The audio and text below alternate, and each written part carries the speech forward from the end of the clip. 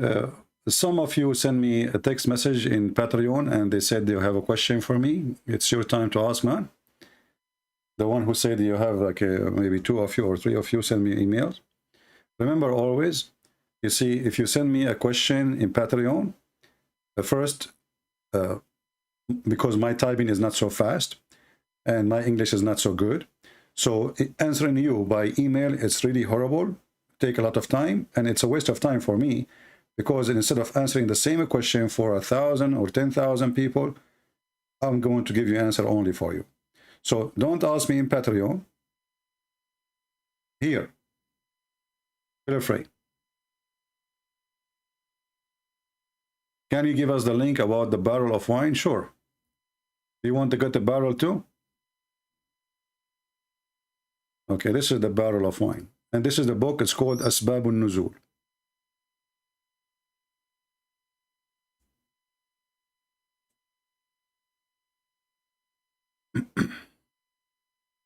All right. As you see, this is the official Islamic website of the Kingdom of Jordan. This is not a Christian website, and this is not Christian books, and those are not our translation. I have a question about how to confront Shia Muslim about the age of Aisha, and if you cannot, what is the best way to confront Shia? First of all, my friend, Shia, they are people who practice taqiyya non-stop. Even when a Muslim Shia, he speak to his wife, he have to lie to her. Lying in Shia religion is a must. Otherwise, you are not a Shia. Actually, there's a statement that says, if you don't do taqiyya, you are not a Shia. It's a must. So when you say confront a Shia about the age of Aisha, well, the Shia, they believe that they can have sexual relationship with an infant. If we go to the book of Tahrir al-Wasila,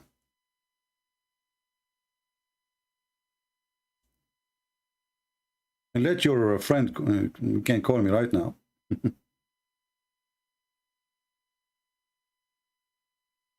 We go under the topic of enjoying sexual relationship with infant. Al-Radiya. So how and why you need to convince him about Aisha if those people, they are willing to have sexual relationship with an infant? This is the book of Tahrir al-Wasila. It's in the front of your eyes. Volume number 2, page number 241. You know, the question is, or the problem, or the issue number 12. It says, it is not permissible to jump on the wife. You know, even their text is really rude and filthy. What you know what to mean? What it mean to step on or to jump on? So they speak about the wife as if she is a goat, as you are a male goat or you are a donkey, and she is a female donkey, and you jump on her.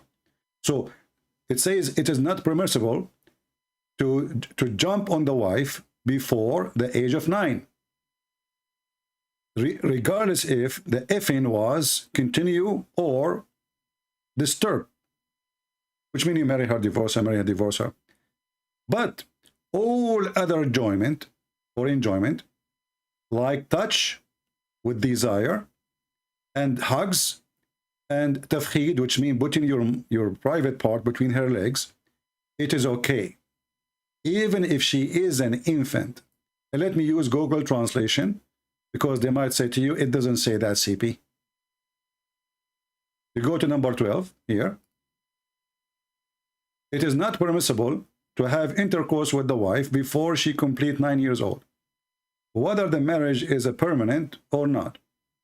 As for other pleasures, such as touching with desire, embracing and the grabbing, and this is false translation, by the way, it says about putting your private part between her legs, there's nothing wrong with it. Even if she's a female, she is an infant. Let me shorten the link for you, so you can give it to your friend, the Shia, who is playing. You know, this is what they do. I mean, they have the religion of prostitution, and then they play that they are the Virgin Mary.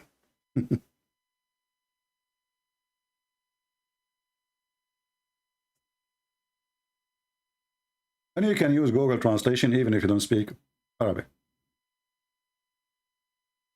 And as you see here, they confirm the age of 12. Why? Because, sorry, of 9, because Muhammad, he did have intercourse at the age of 9.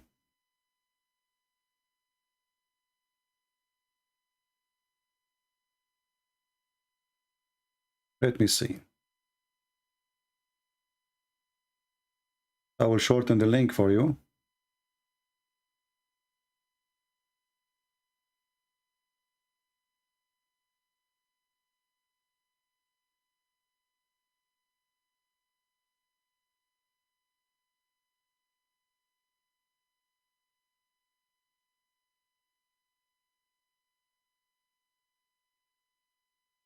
There's many websites, they claim they shorten links, but they are fraud.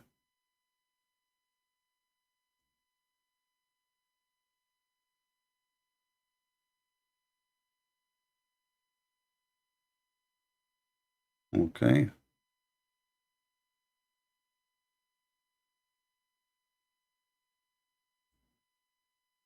This is the link in front of you. Feel free to read. Any other question?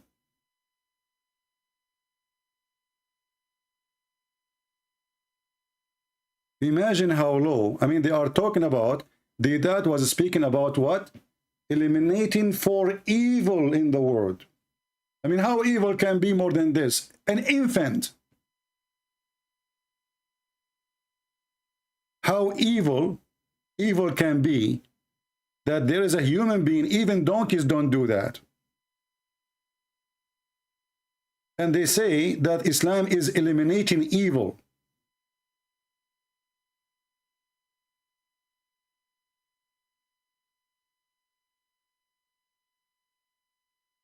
Is it true Sunni saying Shia are not Muslims? They do drink. Okay, that will take us to the rest of our topic, because you remember, you see the title, it says Islam is a form of gambling. You know, when a Muslim, he says, like before I go live, one of the Muslims, he said that Islam like promise you eternal life. I laugh because this is absolutely false and this is against Islam teaching. Why? Because we know that Muhammad himself, he said that Islam will be 73 sect. 73 sect.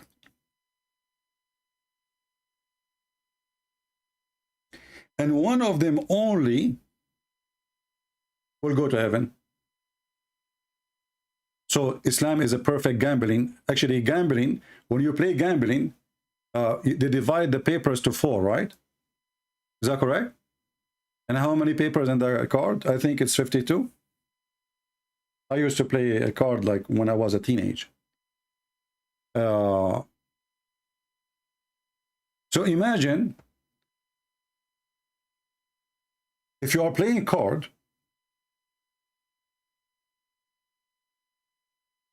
is it 52 or I'm wrong? Because I'm going to use my calculator. Is it correct, 52? We divide it to 4. That means your chance of winning is 13 to 52. Is that correct? I just choose my calculator. It is 13 to 52. Which means you have 13 cards in the game out of 52. So, if we do this, if we say 52 minus 13, which is your card, that means your opportunity to win is 13 out of 39. Now, if we do this, if we divide 39 to 13, that means your chance to win is a 3. If I'm giving the number correct. Anyway, it's like 25%. I mean, there's 4 people, right? It's 25%. So look what happened now. We have a religion, the founder of it saying, if you join me, only one sect will go to heaven, and there is 72 will go to hell. I remember one a Muslim sheikh, he was saying, hey, how come you Christians are very divided? Okay, which one I'm going to go to heaven? Protestant or Catholic or Orthodox Christian friends? I got you busted. Don't change topic. I said, Abdul, are you sure you want to switch topic? Because we're talking about different story, you know? He said, yeah, I'm sure. I said, are you sure? You know, the Muslim, they were saying to him in the chat, brother, he is saying to you, are you sure? So don't say that. Don't say I'm sure. Don't say I'm sure. The Abdul, he wasn't looking at the chat maybe to take the advice. So he said, I'm sure. I said, okay, read this hadith for me. So he started reading. Okay. The Prophet SAW said that the Jews will split into 71 or 72 sect. The Christian will split into 71 or 72 sect. And the community, my community, the Muslims, will be 73 sect. So I said, the question you gave me, I will give it back to you. Look how stupid this religion. You know, if you ask any Muslim, they will say there's millions of Christian sect. What are you talking about? But if this is true, that means Muhammad is truly a false prophet. Because you're a prophet, and look, Muhammad is not sure, huh? You know, listen, 71, 72, but he's sure. It's one of, like 71 or 72. Because the Muslim will be 73 guaranteed. And now if we count how many Muslim sect, it's endless. Gambling. So when a Muslim, he lied to you and he says Islam promises you salvation, how you can receive salvation if you do not know which sect? He will say to you, a Jama'ah. Jama'ah, I mean group. What Jama'ah? What's a stupid answer? They asked Muhammad, who are those sect? He said, a Jama'ah.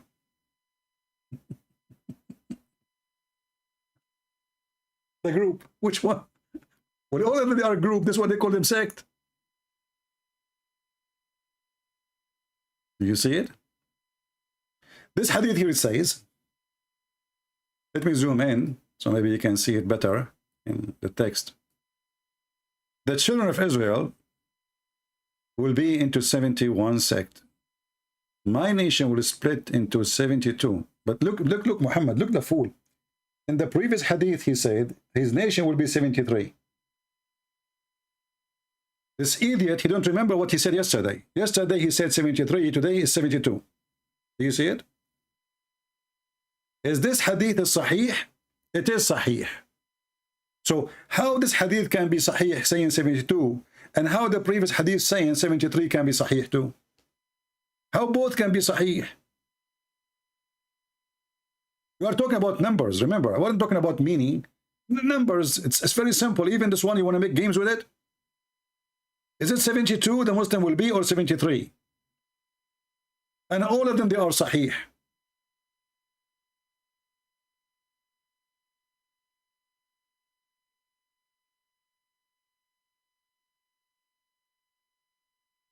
Sahih, brother. The religion of Sahih, brother.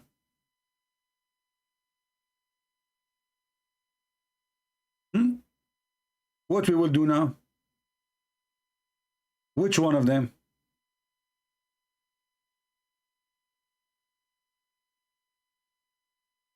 Which one? Sahih. Sahih. So Islam, for true, is a form of gambling. It is a gambling, because when you join this cult, it's not only a sexual cult, it is a gambling. And you know you are a loser, because there's no way there's God. He promised you if you go and hate the other neighbors, he will give you a lot of women for sex. You must be stupid. You must be certified idiot. I mean, what kind of God he promised me? I mean, this is what God he do? You open your door, you find a box full of women? Surprise! And they are naked. This is God. This is not the devil, this is God. And then what do you do after that? Allah, he promised you that your penis will never go limp.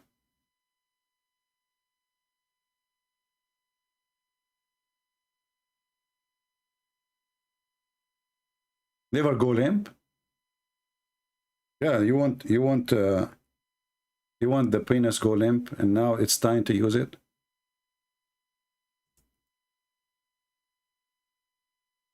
You want to be in the limbo?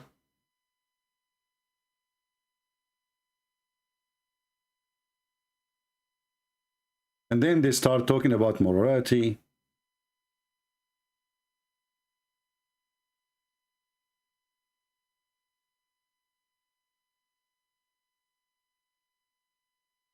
Morality. Look who is talking. Eliminating evil. Look who is talking.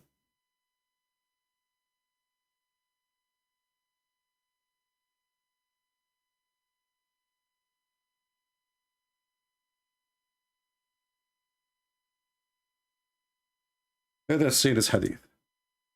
We can't find it in English.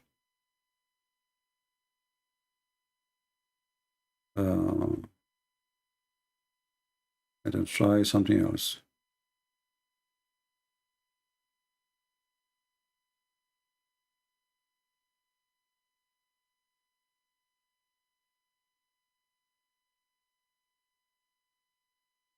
Yeah, let us show this one. This one will do. This is God, my friend. This is God talking. The God inspired Muhammad. So the God of Islam is going to import women from hell. They are from hell.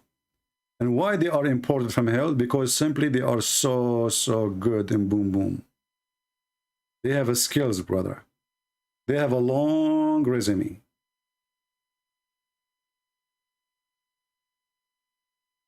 Do you see what it says? Muhammad is swearing, saying, there's no one whom Allah will admit to paradise, but Allah will marry him to 72 wives. This is the lowest reward, by the way. From the Huris, and 72 from his inheritance. 2 from the Huris, and 70 from the inheritance. From the people of hell. So every Muslim, he have a group of people he will inherit. It's as if you are a property, you know. So he will inherit women from hell. All of them, they have desirable front passages.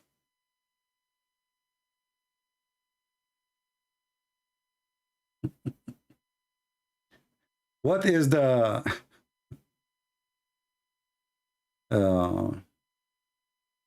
chapter 5 verse number 51 applies only for wage war against Muslims? They quote verse 69, encounter for our argument.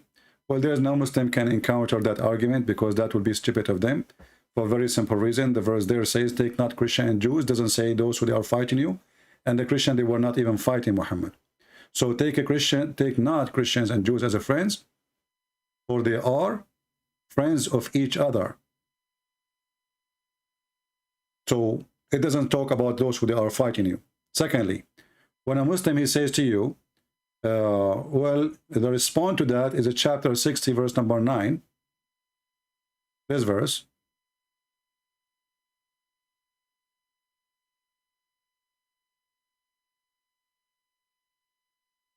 And I will show you what Muslims themselves they say about it. You will laugh.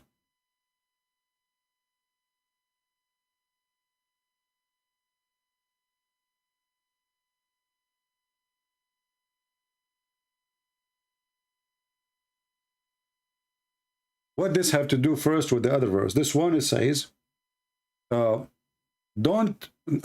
did not forbid you regard those who did not wage war against you to be good to them.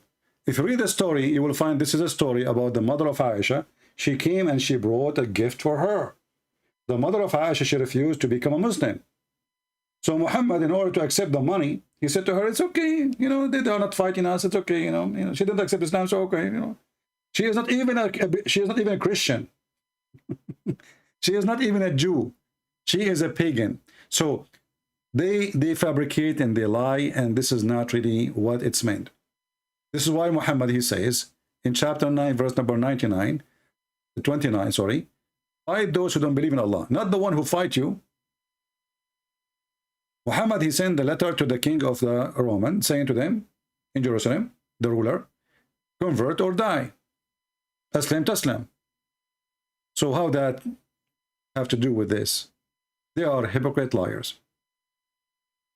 And then you should ask him, do the Christian and the Middle East, they have to pay jizya? He say yes. He said to them, everyone? He say yes, everyone. Okay, well, that's mean Islam in war with everybody. Islam, my friend, is in war with anyone. Anyone who don't accept Islam is in war. So when you go to chapter 5 or chapter 9, why we cannot take them as a friends? Simply because they are not believing in Prophet Muhammad. They are enemies. Actually, I will show you a better verse.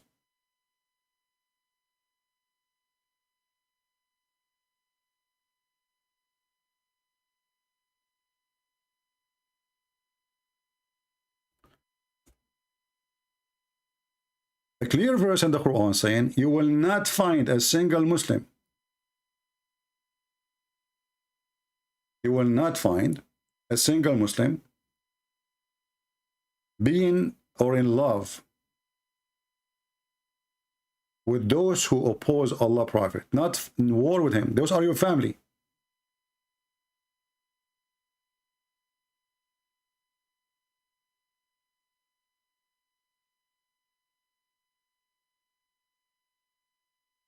Let us see.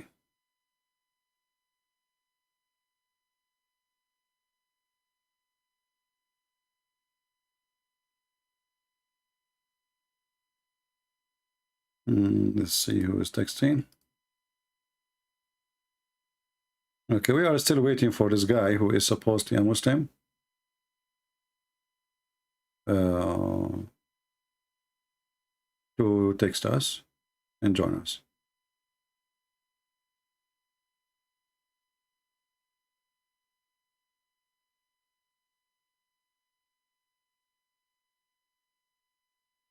All right.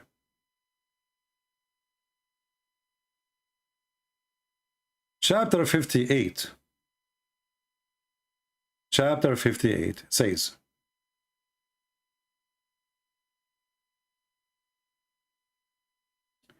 verse number 22. This is the last verse. You will not find one of those who believe in Allah and the last day making friendship with those who oppose Allah and His Messenger. They are opposing Him. That's it. They are not in war. They are opposing. Even if they are their father, their sons, their brothers, their kindred. For such He has written faith in their heart.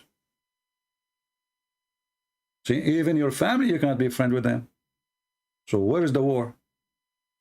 Your son, your brother, your mother, your father, your sister. So my friend, always there is something easy to prove. Isn't it the Bible says, from their fruit you shall know them?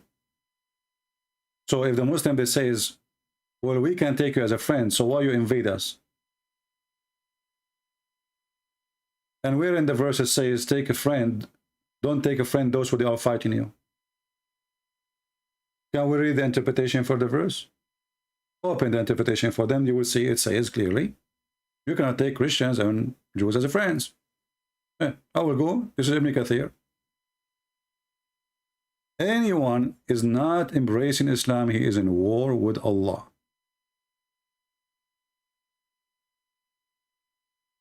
And if you are a fool, they can fool you. But you know, I always say, if a fool like Muhammad can fool you, well, how foolish are you? I mean, this is the most dumb idiot ever in history. The most obvious stupid prophet. Read carefully. Allah forbid His believing servant from having Jews and the Christians as a friend. Suddenly, you see, if somebody is saying to you, they are in war with us, how they can be your friends anyway? I mean, do you see even this, how stupid the answer is? If the Quran is saying that don't take them as friends, that's mean take them as enemies. So who is the one forcing enmity? In chapter 5, verse 14, the Quran says, Allah will spread hatred and enmity between the Christians until the day of judgment. So the verse itself refuting them. Why you don't use your brain? I want to take you as a friend. The verse saying, take not Christian and Jews as friends. But if we are enemy, we will not take you as a friend. Do you know what I mean? How we are in war, and I want to take you as a friend. So this is not about people in war. This is about people who are in peace. A Christian, a Jew, he want to be a friend to you. You are forbidden. However, in chapter 3, verse number 28, it says, you can Take them as a friends as long you don't mean to do so, which means you are lying. Speaking to them in a friendly way, but your heart dislike that. Who said that? This is their books. Who said that? This is their scholars. Who said that? This is the cousin of Muhammad. It says here, the one who take the disbelievers, the Jews, for their friend.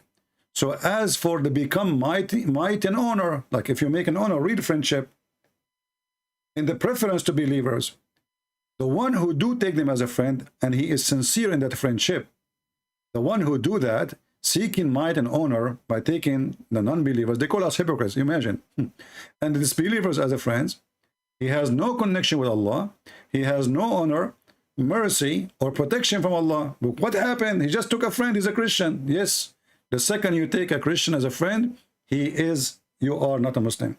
So what we see today, you know, Muslims, they joined the Congress in USA, they died. You see the congresswoman with her name from Somalia, she danced with a homosexual. All of this is to betray the system, taqiyya. This is the verse about taqiyya. It says here, إِن تَتَّقُوا مِنْهُمْ تُقَاتٍ. So you do taqiyya. Taqiyya mean, read carefully, guard yourself against them, save yourself from them, taken as it were security, taqiyya, saving yourself from them by speaking in a friendly way toward them while your heart is like this. You see it?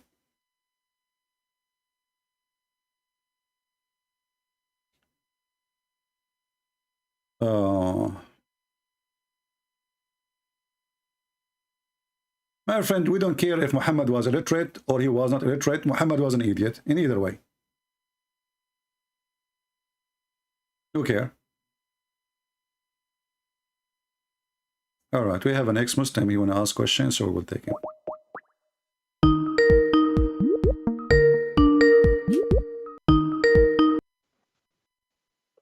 Hello?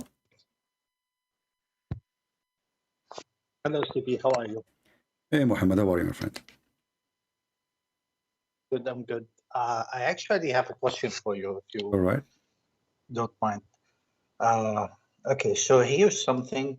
Whenever I try to talk to one of my relatives, namely my brother, about some of the points you bring, right? Like Surah Al-Ma'idah, ayah number 90, يا أيها الذين آمنوا إنما الخمر, right?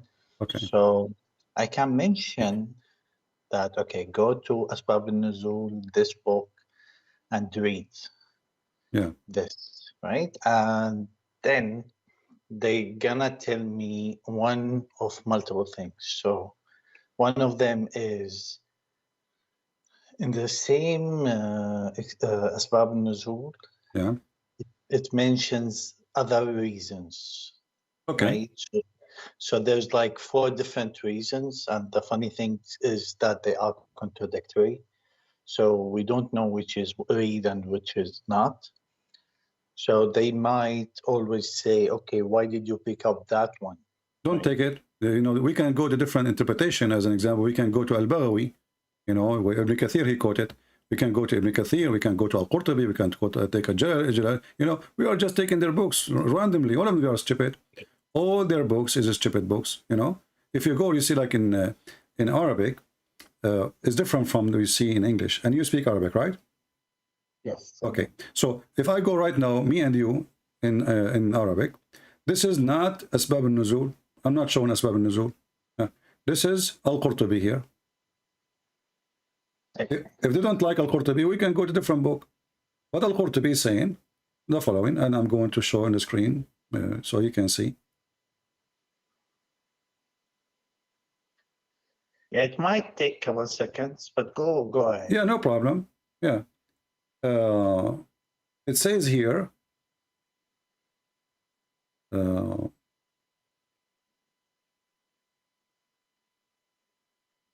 when a group of Muslims, they were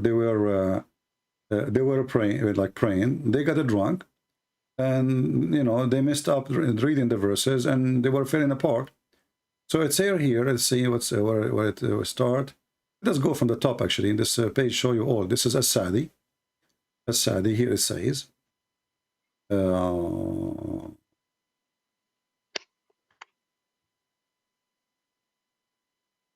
actually As-Sadi don't say anything. Just stupid translation. Let us see other one. Al-Wasit Al-Tantawi, speaking about why khamr, what is bad with it, etc. See here.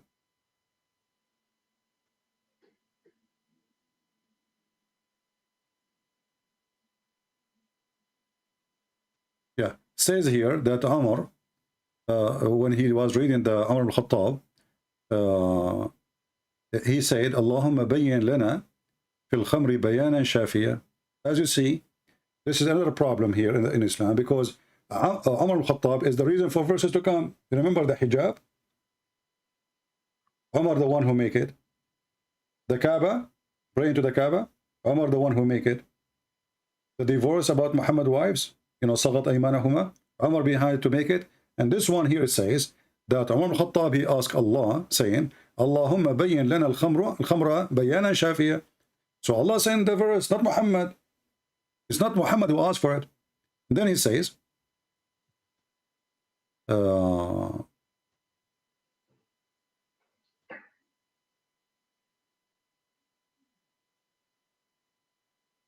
this is the opinion of the Kashaf.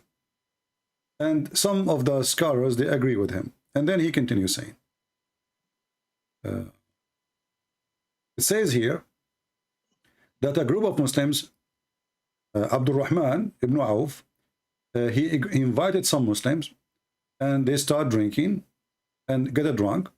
And then some of them, they stood up to pray. And then when they start reading the prayer of Al-Kafirun, they, you know, like they messed up the chapter and they were reading it not right, and they were drunk. And then when they get drunk too, they were saying, like, you know, like what the Arab they do, when they proud about themselves, they make poetry, and they start accusing each other and they fighting each other. And then here it says, one of them, he took the bones of the camel, as the other the one will show you.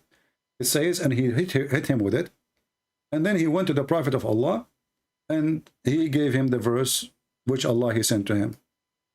And this is when Umar, he says, Allahumma bayyin lana fil khamr bayanan shafiya. So after the guy, he hit the other guy, because all of them are drunk, Umar, he made a prayer saying, may Allah send us a verse about wine.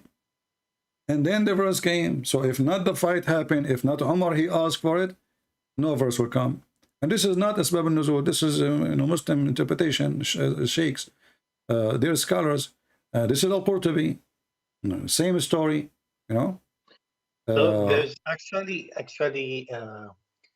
and I like talking to you, but I also understand there's the other caller might call any moment. It's okay, you know, nobody's calling for now, but I mean, do you see, this is not our problem. And yeah, where the verse, my friend, where the verse saying it's even forbidden? But notice something, and this is the point. Like I don't. It's not a hill I'm willing to die on. I'm just mentioning it. But if you think about it, there's so many different stories. Like I'm looking at the screen, and you keep going and going, and that's only one tafsir and one book. And everyone mentioned the story a little bit different, right? Yeah. So this, like you know, the term Chinese whispers. It's basically when people in a circle, you start to whisper to your friend. You tell him like a sentence. It goes all around. And at the end, you listen to it, it's totally different story. You see, the same verse, there's a million, like now here, I'm reading a different story here. It says that this is about Mu'az ibn Jabal. he was reciting the Quran, and this is the one Muhammad, he said when he died, the throne of Allah was shaking. So this guy was a drunk too, and they missed the chapter of Al-Kafirun, they missed it up. So you see, it doesn't matter what the reason. This is the end of Islam. Muhammad here is dying. This is the end of the life of Muhammad. Chapter 5 is chapter number 112. But CP, the thing is, and here's like whenever I press someone, I always get this thing. Well, it's weak hadith. You show it's hadith sahih. You tell it it's weak. But regardless, they always go back and tell you, we accept the following. We accept the Quran. We accept the No problem. If you accept the Quran, there's not a single verse in the Quran saying it's forbidden to drink alcohol. Show me. This verse, it says, you speak Arabic, they speak Arabic, it says, ijtanibu. Actually, I argued exactly for that because, like, when they don't want, like, someone could argue that when you say it's too bad, it's something from the devil, don't even come clear to it. That means it's so bad. No, my friend. Okay, there's many things from the devil. Isn't it lying from the devil? But Muslim, there's no punishment for lying. Islam actually encourages you to lie. What you see? Like, there's million things. There's million things. Everything is bad. Muslim doesn't lie.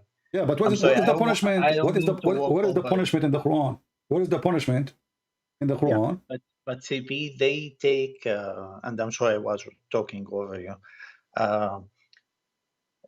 They say we take the Quran and we take the hadith in the 6 books. No problem. Okay, let's take the Quran. So how Allah, Allah the same God, hold on, just wait with me. How Allah the same God is praising the alcohol in different verse in the chapter of An-Nahl? Yeah, for me, I understand it's total nonsense, but for them, they can spin it in some ways. I still believe it's nonsense. But I'm saying if you go to the hadith, they accept. They'll probably find that there's a hadith that says anyone who says the alcohol, anyone who touches the alcohol, anyone who serves the alcohol, anyone who prepares the alcohol, they are cursed or something like that. Okay, was Muhammad cursed? Because Muhammad, he prepared alcohol, he drank alcohol, and all of them, they drink alcohol. As we see, Mu'az ibn Jabal, I think he was mentally ill, but like I'm saying, in their belief, right? Like what I'm trying to do is, a lot of Muslims rely on someone to come and save them up, like the smart, the person is so unimportant, Sheikh Osman. Yeah. And he's a donkey, right? And he doesn't know shit, like anything. Sorry. But they always come back and say, look, there's a hadith that says... No problem, you see, even if there's a hadith, you see, you can save yourself by the hadith. But then this Islam is not religion, but the Quran itself. But I'm saying, my question is... I'm advising you, I will listen to me. When a Muslim, he go in the, he try to take you to a corner. In fact, he is cornering himself. So when he says to you, there's a hadith, then you should say to him, so there is no verse in the Quran saying there's a punishment for this because it is a sin. So as long as the punishment is not in the Quran, what is my guarantee that this hadith is even true hadith? It's a hadith. If Allah, he send orders, the order should be in the Quran. Should not be in the hadith. I agree with you, but for them, I think you know that for them it's Quran and hadith. No, my friend, I'm not saying no. I'm not saying no. I know that Islam actually does not exist without the hadith. But I'm saying Islam is a stupid religion, because if you claim that the Quran is a book and perfect from God, well, the perfect God book doesn't work by itself. In the same time, if we take the hadith, the hadith says, and this is a hadith, this is Sahih. Muhammad, he says, anyone who write down anything except what I say, except the Quran, you should erase it. And this is hadith too. And this is Sahih. This is Sahih Muslim. So Muhammad, he says, لا تكتبوا عني وَمَنْ كَتَبَ عَنِّي غَيْرَ الْقُرْآنِ فَلْيَمْحُهُ. So don't write anything from me except the Quran. If you write anything beside the Quran, erase it. Okay. So now, if we follow what Muhammad said, this they said to you, we follow the hadith, right? Well, this is the hadith saying we should erase the hadith.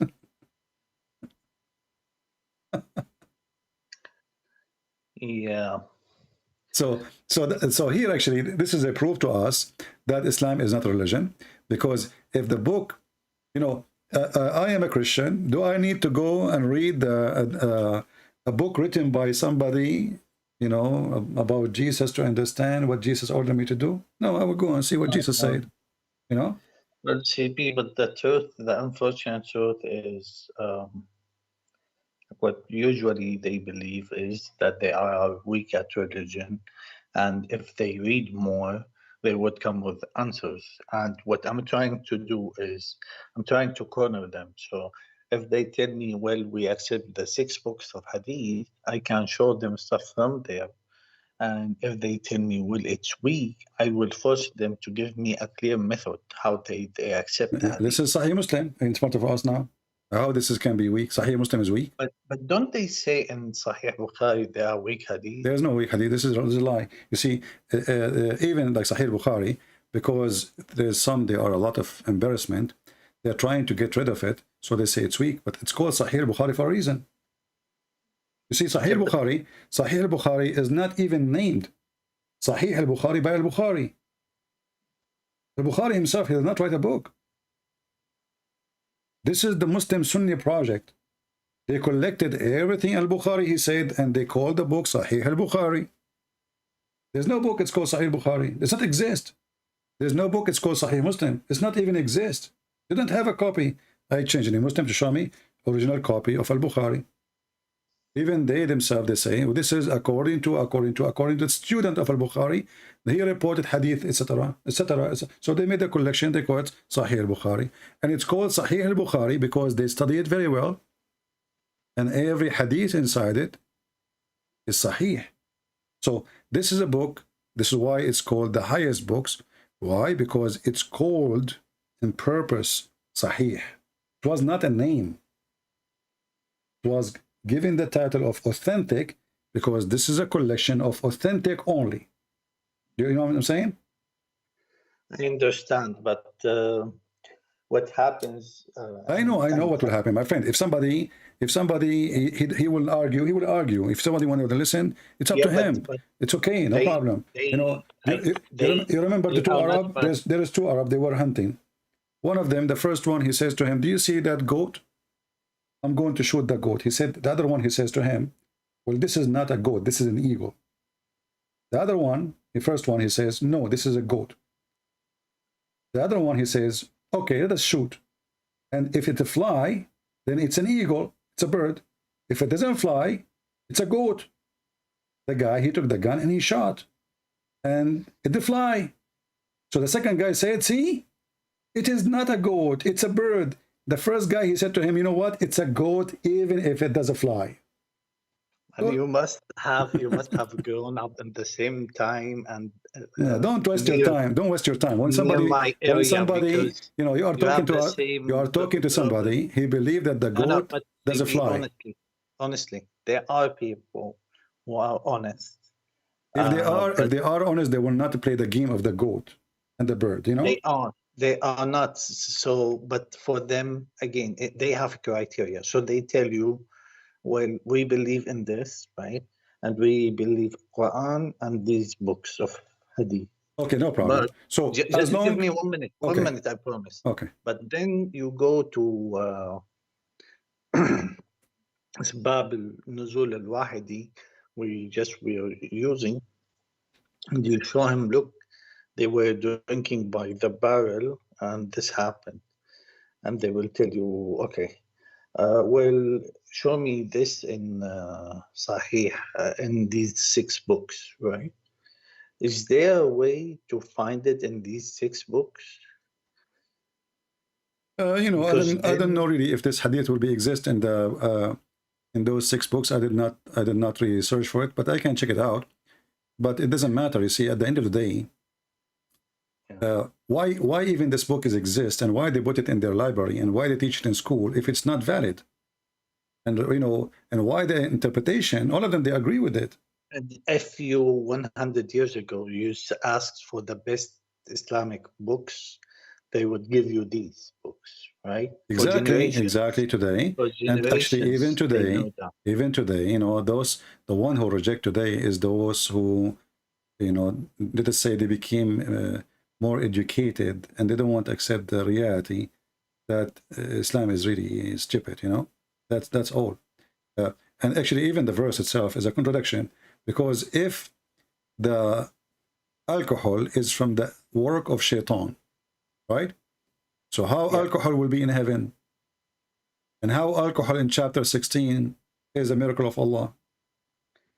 If they say the alcohol of this earth is from shaitan, well, the same book praising the alcohol to be great as a sign from Allah in verse number 67, chapter 16.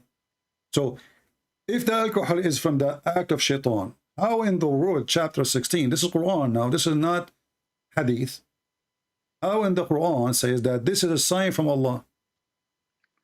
So what is ghawl when it says you have like alcohol without the ghawl? Without what?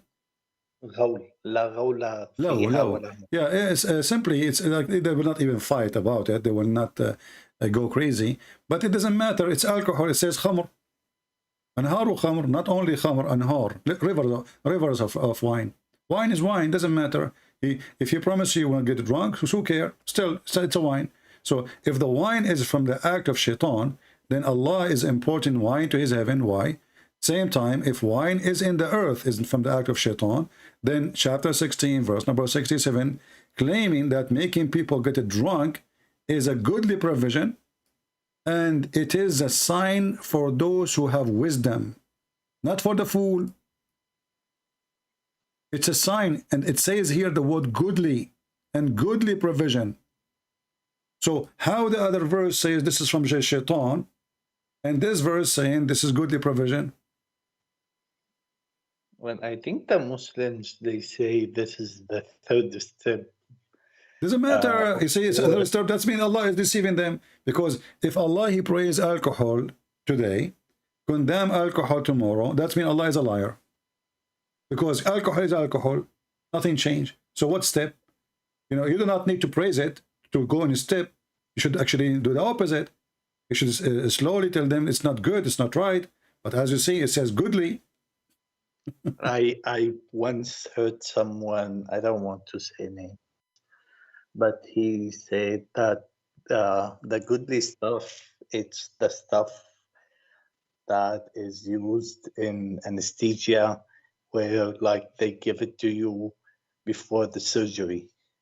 So like you hear people come up with all different stuff to justify things. Yeah. Yeah, I don't know how to deal with these people. Well, bring them to me and let me deal with them. All right, my friend? Okay, my friend. Right, take care. I'll see to that. Thank you so much. Have a good day. Yeah, our friend here, by the way, those who do not know, he left Islam talking to us, right? Talking here in the program. Is that correct? No. Okay. Actually, it would I'm have sorry. made my journey faster, to be honest. Can you remind us? No, Can you remind us about yourself a little bit before you go? I'm originally from Syria. I don't live there anymore. Okay. I was like really devoted when I was a kid, because originally I was born in Saudi Arabia. I lived first 10 years there. There's a big impression on you.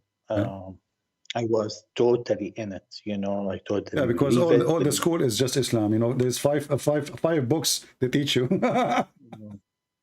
It's wicked. Yeah. Even the class for mathematics is about Islam. Not a joke. It was like, I don't know if they still do these things, but there was a prayer, a Dhuhr prayer. You do it inside the school. There's no school in Saudi Arabia anyway.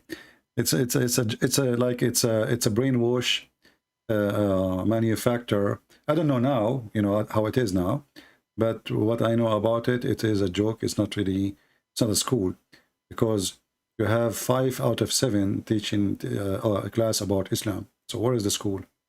What you learn there? You know? Well, the 5 thing is, I think when you are at, what do you call it, senior year in high school, and then you have 5 subjects about Islam. Yeah. Right. But I also remember that, honestly, it was very easy. You could easily be like successful studying there.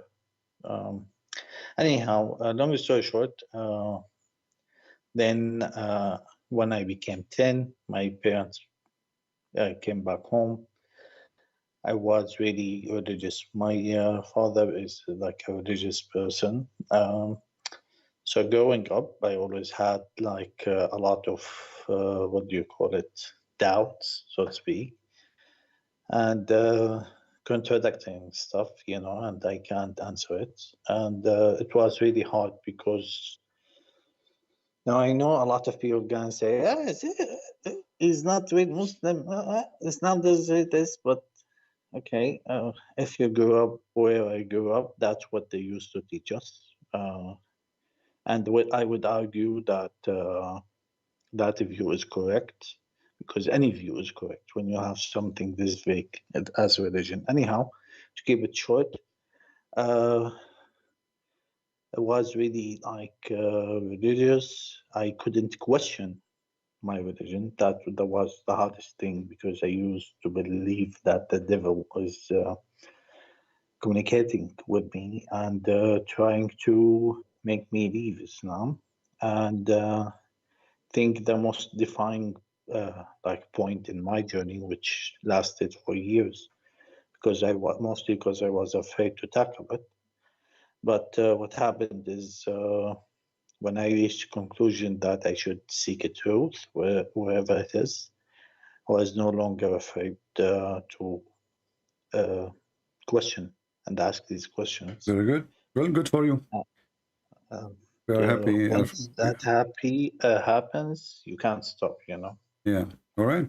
Well, glad to have you, my friend, and feel free to bring your friends if they like to call us and join us. So let us see how they can resist and they can convince us to be wrong. Thank you very much for calling. Thank you. Sure. Thank you. Take Thank care. you. Have a Take good care. day. Bye-bye. Yeah, actually, in Saudi Arabia, this is why Saudi Arabia is the manufacturer of terrorism. If you go actually to the Islamic, the government official website of Saudi Arabia, this is there. This is for the first elementary. The first one here says Riyadiyat, which means mathematics. Here it says science. Then it says Arabic.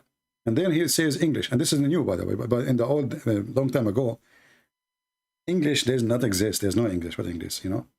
And yeah, and now there's a computer. But look, this is tafsir. This is tafsir. The subject, tafsir. The second subject, hadith. The third subject is ijtimaiyat, which means society. It's about Islam too. The eighth subject is tawheed. The eighth subject too is tahfiz, which means reciting Quran. The sixth subject is Quran. The fifth subject is family. It's about Islam too. The fourth subject is fiqh, which means about the Islamic law, etc. Like what's right, what's wrong. The third subject is studying Islam. The first subject is Quran.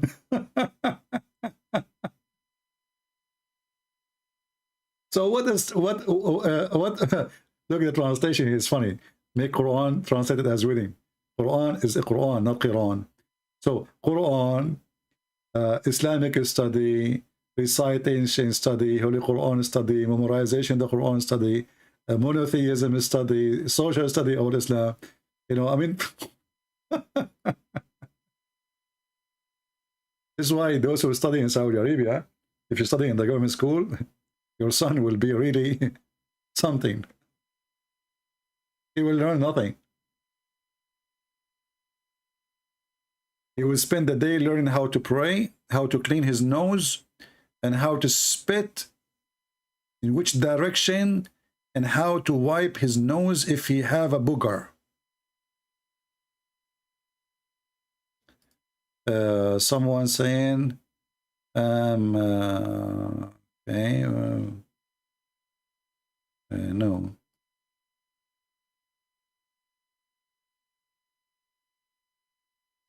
Let us see this person.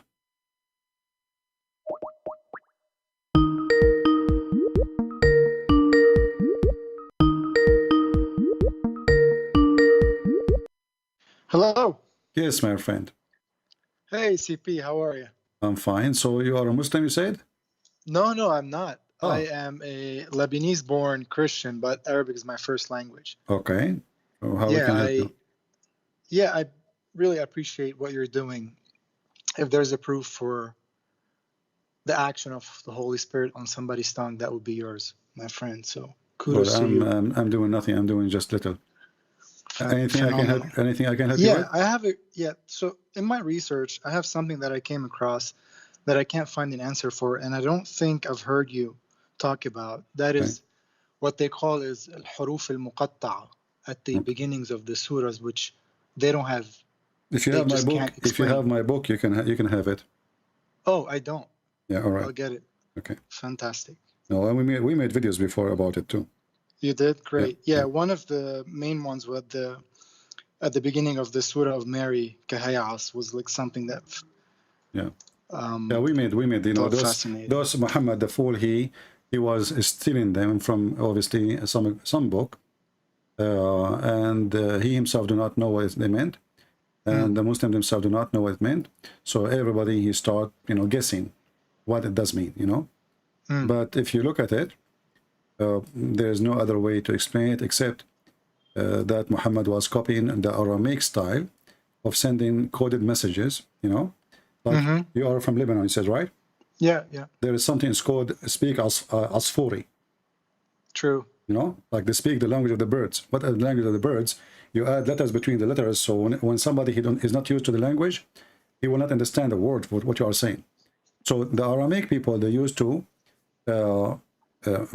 use a code, because the Christian, they were discriminated by the Roman, and they kill you. If they find out that you are a Christian, you will be killed immediately, or in the best scenario, they will feed you to the dogs or to their cats. So what they do, they write letters, and those letters, they were coded. So if a Roman soldier, he stopped them, he checked what they have with them, there's nothing. He can understand the word, So Muhammad, obviously, he took those from, I believe, from the book of Waraq ibn Nawfal. And Waraq ibn Nawfal, even the hadith says that Waraq, he used to translate from the gospel into Arabic,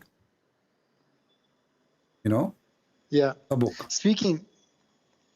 I was going to ask you, speaking of Waraq ibn Nawfal, what's your take on the book Qis wa Nabi, who was written by a Lebanese It's a good book because it's make a good compare study. It saves you time to find verses, but there's way more verses than what is written there. Muhammad, he stole from the Bible. But the important for us, that's in your book. No, I mean, for me, I speak about certain verses. Like example, when the Quran speak about اقتربت الساعة وانشق القمر. This is a poetry from Amr al-Qais. Muhammad, he took it and he changed it, and he make it. It's coming from his God, but the poetry is there, and it's very well known, very famous. Yeah, that is different style of book. It's a good book. Anyway, my friend, thank you for calling. Anything else? That's about it. Thanks. All right, thank you very much. Thank you. We are, as you know, we take calls from Muslims, and if you are an ex-Muslim, we can take as an exception. If not, please don't, you can ask us in the chat. Let's see here, we have a Muslim. He called himself Ali.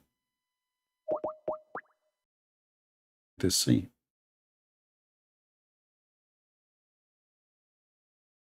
Maybe is it online? Maybe this is an older text. Let's see. I think it's an older text. Yeah, this is older text.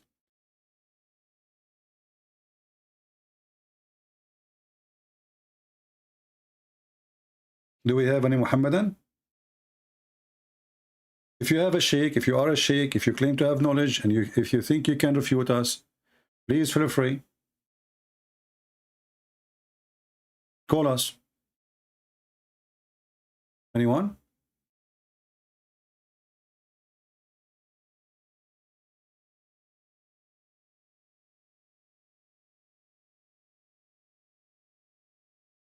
You know, I find it very funny that this guy, he called himself Palestine and he's Pakistani.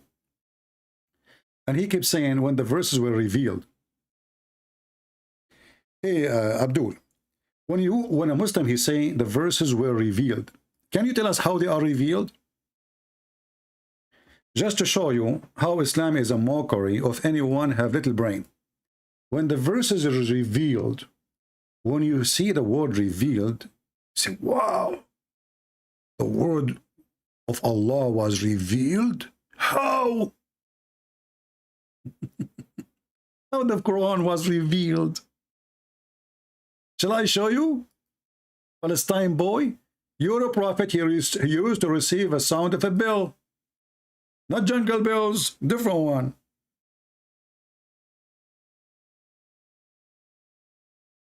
When the Quran was revealed. That's deep.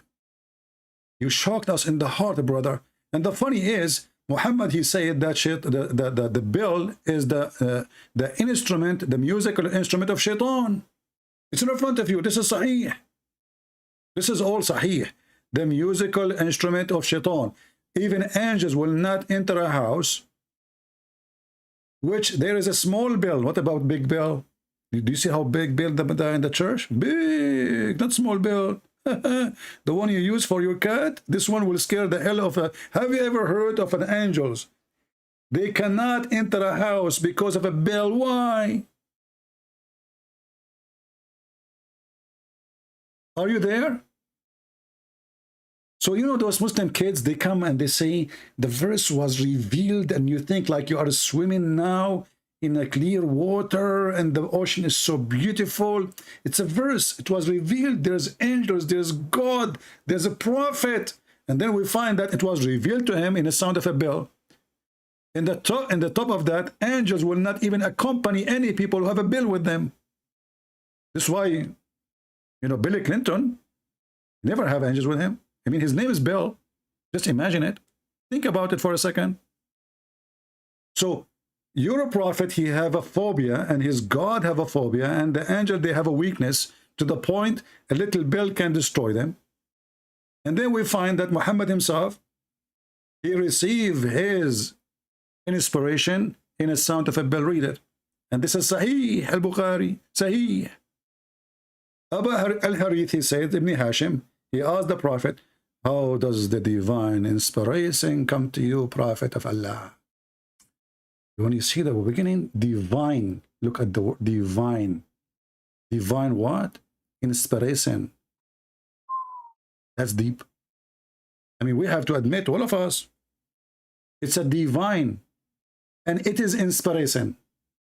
What do you want more? Huh? What's wrong with you? You want more proof that the prophet is a prophet? It's a divine. It is inspiration. Okay, how he receive it?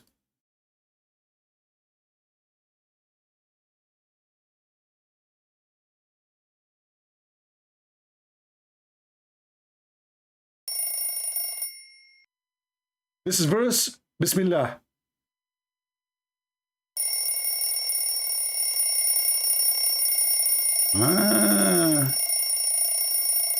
Okay, this one is Alhamdulillahi Rahman Rahim.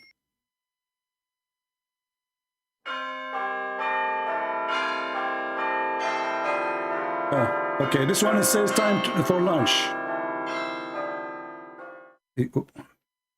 Verse revealed, revelation. But you're a prophet, obviously mentally ill. Hear voices, hear sounds are not. What does this have to do with God? And if you're a prophet, you receive inspiration in the sound of a bell. How he translated to Quran? How the Quran became in Arabic?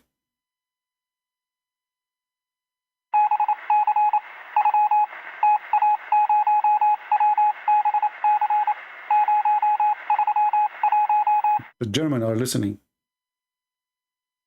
What a stupid religion. This is religion. This is, you know, and they say to you, you make a mockery. It's a mockery. This is a mockery. So shaitan musical instrument is the bell. Angels will not accompany. A person have a bell. And then angels sometimes come to me with the voice of a bell.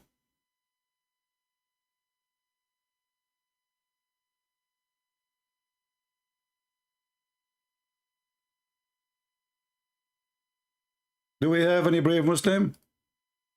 I hope I'm not insulting you, Muslim, when I say brave.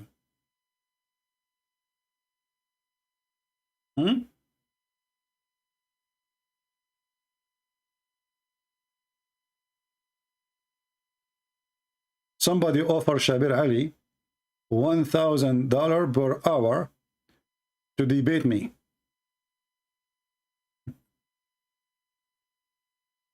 My friend, give me the $1,000 for me and forget about Shabir Ali.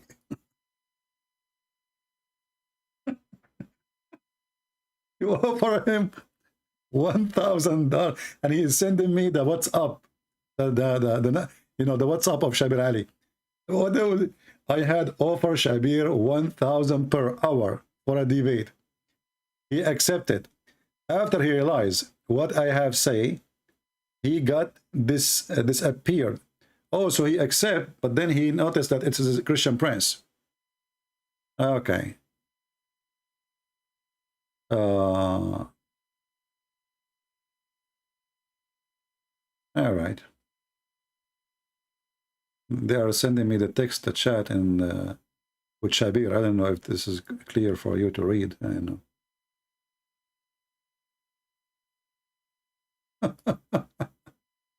$1,000 for me. You know, my friend, for $1,000, Muhammad himself will come to debate me. Are you kidding me? I mean, this guy was desperate for little pennies. He married a woman, she is way, way older than him just because of her pennies. Not because of her panties. Do we have any Muhammadan? I should do a business like Muhammad. I marry a very rich woman. She can be very old. And she have no teeth for safety and security. You know, she will not bite me. And she will sleep very early. And, you know, I take her flight jet. And I claim that I was meeting with Jibril. And I invite, like, I will hire some beautiful girls to work in the jet, you know, to serve, you know, the jet, not me, you know. Take a note, please. A'udhu billah, a'udhu billah, a'udhu billah. Oh boy. Any Abdul? Do you think Shabir will accept to cry? Accept? Friend, I don't know. I cannot predict who accept, who don't accept. People's heart can change. People, they can switch from worshiping the true God to worship the devil or vice versa. But this is not, you know, this is not really my concern. You can make your decision if you are stupid to convert to Islam. You can be, you know, I believe it's a stupid decision to convert to Islam. For a Muslim, I believe it's a smart decision. No problem. But anyone have little brain, he should ask himself a very little question. This God Allah, which Muslim never saw, never met, they never heard his voice. He promised us if we go to heaven, we will have a tree of banana. Tree of banana. We will have a banana, actually. He did not say even the tree.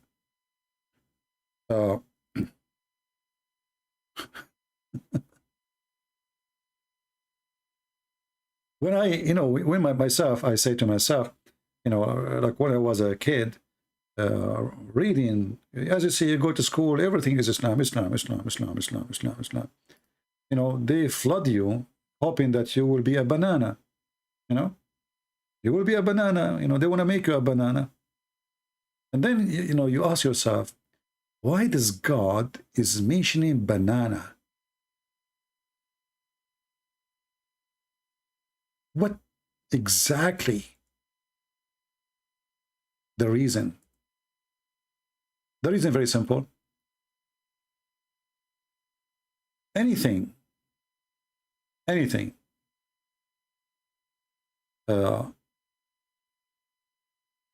people they wish to have in Saudi Arabia, which means something they don't really have, or let us say they consider it as a must to have. It's mentioned in the Quran. As an example, the Arab, they sleep in the floor. Until now, actually, but when they sleep in the floor. Muhammad, he promised them beds. Raised bed, not just beds. Why? Because those are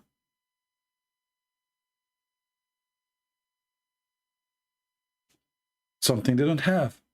Beds. We will have beds.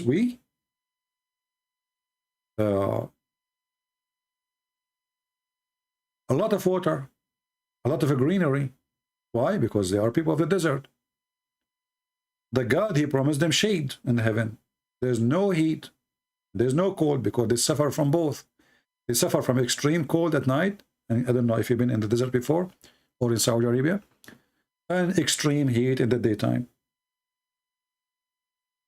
And then we find this God, he promised even by fruits, like the fig or olive. You ask yourself, why the God, he swear by a fruit? When I say swear, I mean swear. He swear. He take an oath.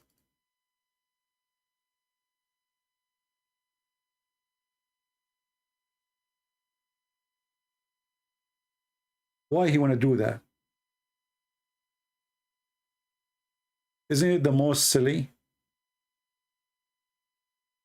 act of God to swear by fig?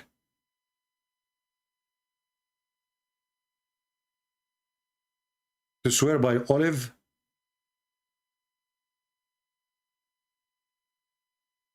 And then he swear by the Mount of Sinai.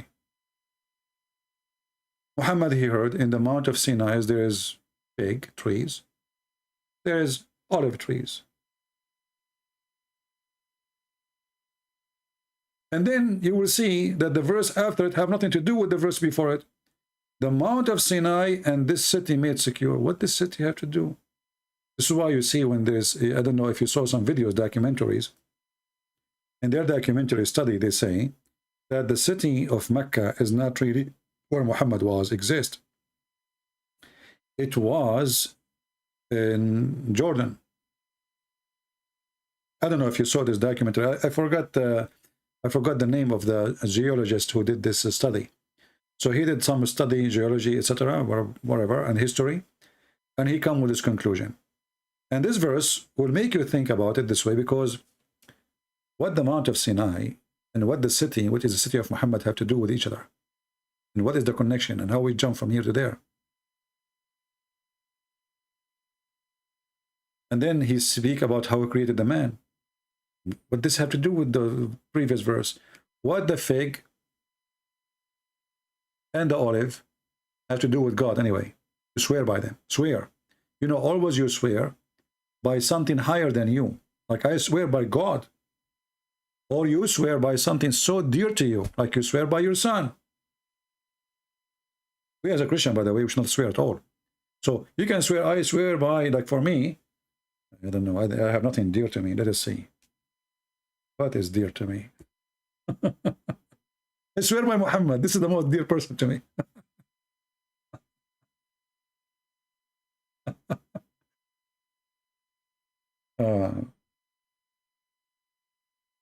Yeah, it make like a rap music. والتين والزيتون وطور سنين وهذا البلد الأمين. But then he could not continue. He broke the word, and he ended with taqweem. Taqweem is not the same as amin. Then he says, ثم رددناه أسفل سافلين. It's just stupid. There's no meaning. It's useless. Useless. What the religion of Islam have to do with fig? Then who can give you the lie after this about this judgment? What is the judgment?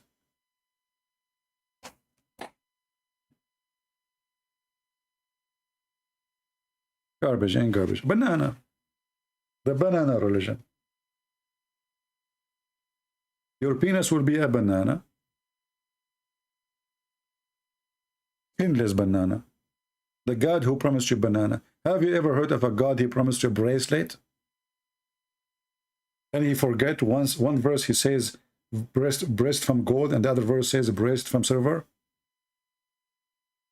And why we are going to wear bracelet in heaven? What you see,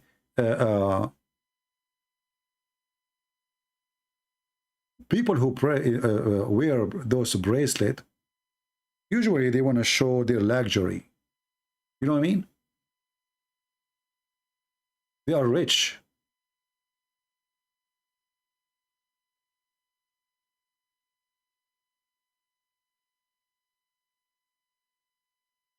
But we are in heaven.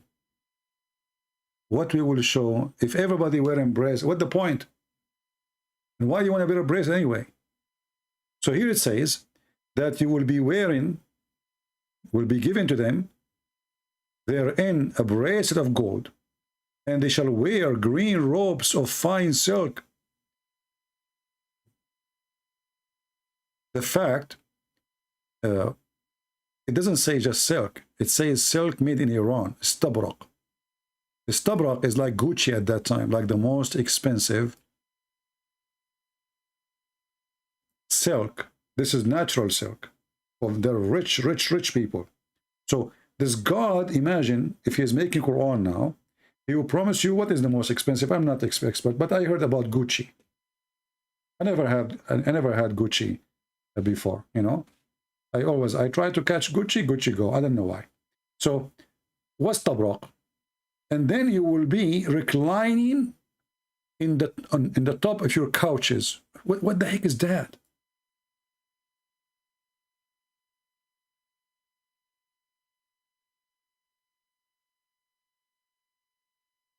This is heaven?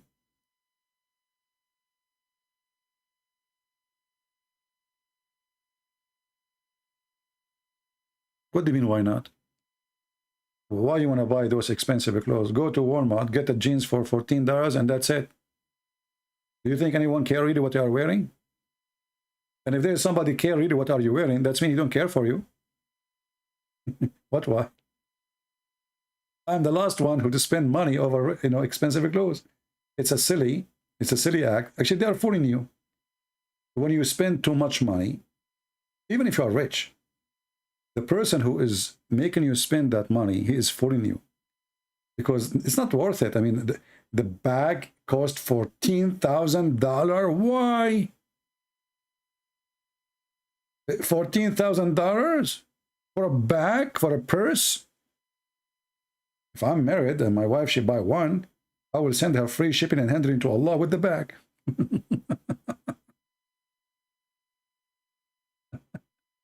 So anyway, but you know, this is mean. Islam is speaking to your greed. You know, is Muhammad trying to make you a greedy person who is dreaming about gold and silver and bracelet and silk? I mean, we are in heaven. What is that? Who care for silk in heaven? Is that what heaven is about? We're in silk. So if I buy silk here now, it's fine.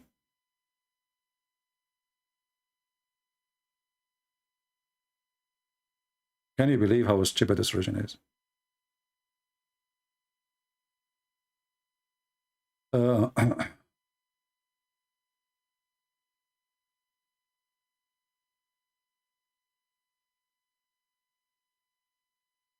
Let us see.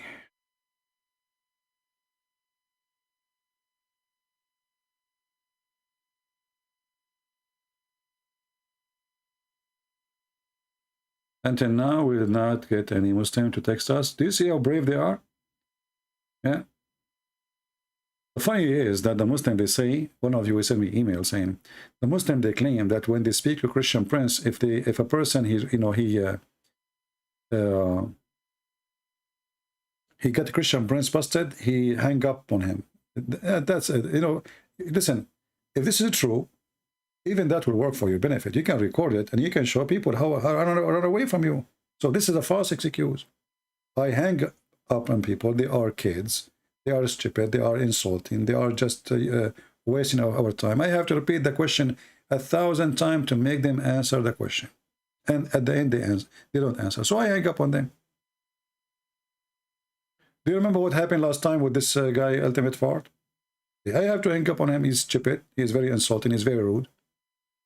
I challenge you. I challenge you to show me where that says in the Quran, obey the Prophet. You are a liar. I got you. I said, Abdul, it's in front of you. It's in front of your eyes. Where in the Quran it says, no, in the Quran it says, obey Allah and the Messenger. That doesn't make any difference. So what if I show it to you? It says, obey the Messenger and obey Allah. So if we put them first or second, it will make a difference? Okay, we can show it to you.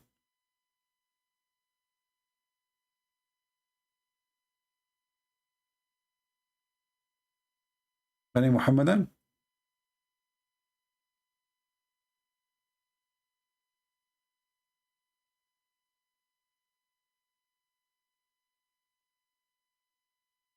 Any Muslim?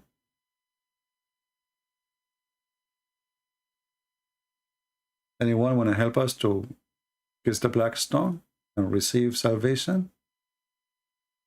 The only religion, if you kiss a black stone in it, your sin is erased. It's called Islam. And yet they accuse everybody that they are not pagan. And we are the pagan. Do you remember the conversation I have in the chat with the Muslim website? I said to the guy in the chat, oh, by the way, why the Prophet, he kissed the black stone? Took him 5 minutes to answer, and he said, because it's holy. And I said, okay, and why it's holy? Took him 5 minutes to answer, and he said, because the Prophet kissed it.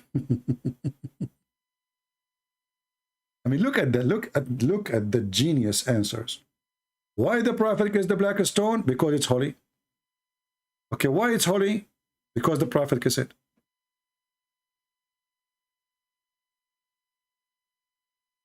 Anyone can come with better answer from the black stone kissers? And then we find that the black stone, if you touch it, it will erase your sin. This is why I have sin. I have no sin. I touch a lot of black stones. Man, I used to do a lot of hiking. I spent the day hiking. Once I was hiking, and right away there was a snake in front of me. I took a hike right away when I saw it. Like, imagine you are hiking, now you have your hand up, you put your hand in the rock, and you want to get your head up, and then boing, a snake head coming. I took a hike and fell down. I jumped right away. Oh boy. And by the way, the Muslims, when they die, they will see a snake which is bald.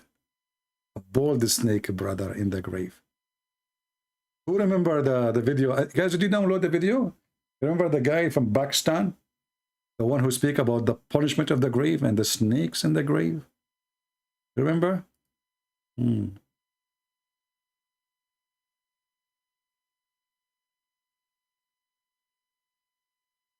You should watch this video. You will die laughing.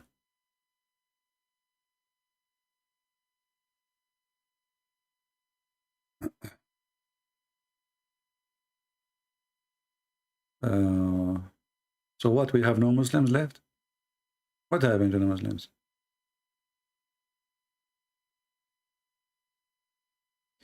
Jesus is not in the Torah at all, just like Muhammad was not in it. Abdul, I don't know, you are looking at a smart idiot. Well, isn't it the Torah speak about, or let's say David? Isn't it David? And let me show you here the conversation. The Messiah, he said to the Jews, you are saying Jesus is not right? Okay. The Messiah, he said to the Jews, what do you say of Christ? Christ, he said, what are you saying about the Messiah? Whose son is he? They were saying to him, he is son of David. He said to them, And how did David by the Spirit call him the Lord Jehovah? For he said, the Lord Jehovah said to my Lord, sit at my right hand until I place your enemy under your feet. If therefore David called him the Lord Jehovah, how is he his son? And no man could give him an answer. So when this guy, he says, Jesus does not exist in the Torah, bad news to you. The Jews until now, they are waiting for the Messiah. So if the Messiah does not exist in the Torah, because the Messiah is Jesus, if you say no, he's not, well, this is your problem. Don't get married, okay? Your wife, she will exchange you for Gucci. Anything from Gucci. She will go to Gucci, she said, give me a shoe, I will give you my husband. They will say, we don't take, we don't take useless stuff. You have to take us something valuable.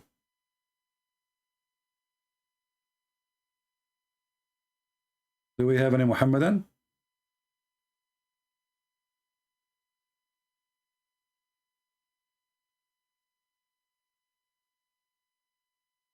Anyone? I don't want you to love me, my friend. Love yourself first. Save yourself. You will go to hell if you don't believe in Christ. And if you say that in the Torah or in the Old Testament there is nothing about Christ, this is because you are deceiving yourself. All the books is about the coming of Christ.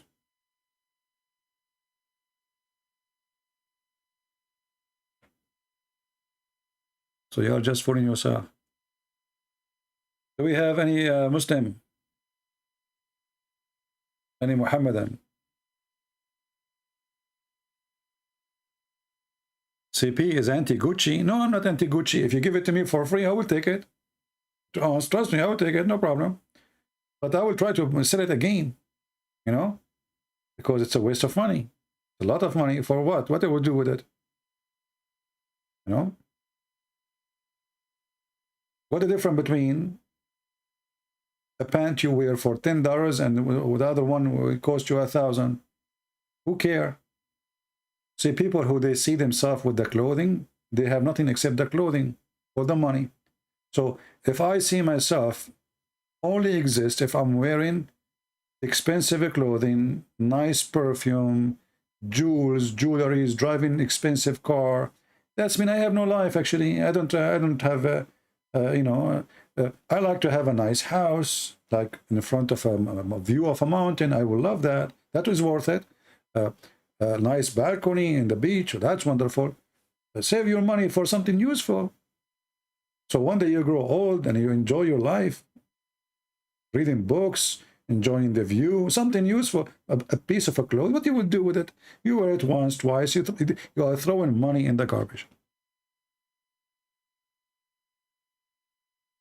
Sadhguru, he don't like Gucci. Yeah, but he spent his summer in USA. He's very humble. Sadhguru, he is very humble. So he fly in the most expensive seat. And he go to the most expensive hotel. And he own a very nice villa. But brother, he didn't wear Gucci. Because Gucci didn't make Indian clothes.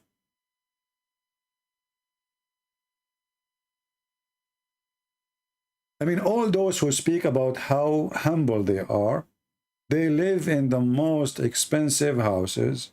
They have the most fancy life. And they claim that they are humble. For me, I don't mind to have a big villa. Give me a big villa, I will take it. Why not? Nice garden. I don't like swimming pool, by the way. I hate them. Why want to swim in a swimming pool? Swimming pool is a stupid thing, actually. I wonder if you were born a Muslim. No, my friend. I was smart since my childhood. Call yourself a Muslim prince and make a channel to attack Christianity. I wonder if you were born a Muslim, would you call yourself a Muslim prince and attack Christianity? Anwar, that's very deep, my friend. You know what, Anwar? I think I'm going to make you admin from now on when I am not live on air. So from now on, you are admin when there's no chat. That's it. I hired you. Look, guys, look what Anwar he was thinking, sitting in his chair. You know, there's some people, they are deep thinkers. You cannot deny that. I mean, they think really deep. So Anwar, he was squeezing it. I mean, don't take me wrong. He squeezed something good. So I wonder how, I wonder why, if you were born a Muslim, you are going to attack the fly? What the heck is that? Brother, you know, in Christianity, they don't promise you endless penis, my friend. If a Christianity promised endless penis, I would do. They don't promise me a woman, her ass is 1 mile. That's scary, scaring the hell of me. I mean, women with a small ass will scare the hell of you. Imagine 1 mile. What if she fart in your face and you are smoking a cigarette? Don't you know that farting is flammable? Man.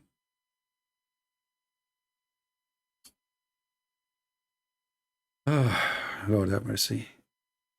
In order to attack Christianity, you have to give me a reason. Jesus says, love your enemy. Bless those who curse you. How I can complain about that? But anyway, keep thinking, keep thinking. You know, you are the kind who keep thinking about the flight to the point you miss it. You know, just sit in the chair in the airport and think about your flight.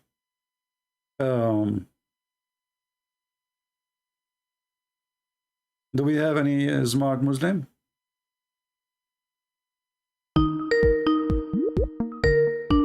We have somebody. Hello? Hello? Hello? Yes, my friend. Are you a Muslim? Do you have any smart Muslim? Yes, you remember me? We spoke before. Well, I hard to remember. I did not check your chat. Did we chat too? Yeah, I see you called me before. Okay. Yeah, okay. You called me last time in May 27, Friday 2022, correct? What? Yes. Okay. So how I can help you, my friend?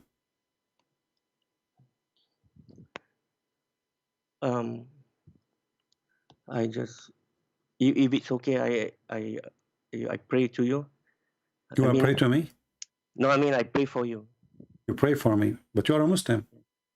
Yes, I believe. But isn't it the Quran? Isn't it the Quran forbid you from praying to the Christians?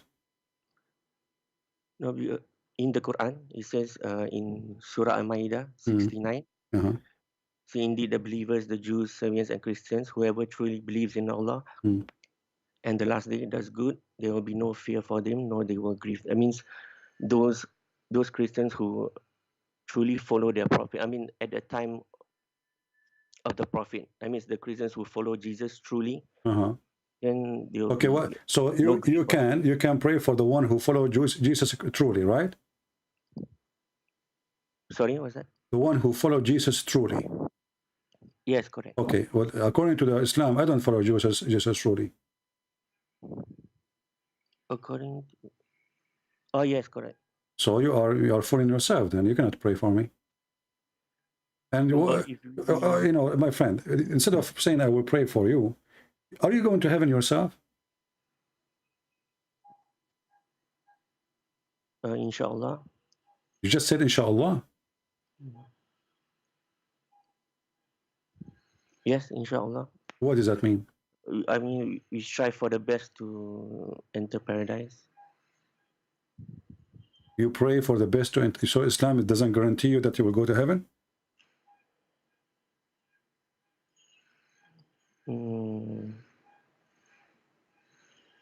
Well, it says that all Muslims will go to heaven. Well, what I know, the Quran says that all of you will go to hell.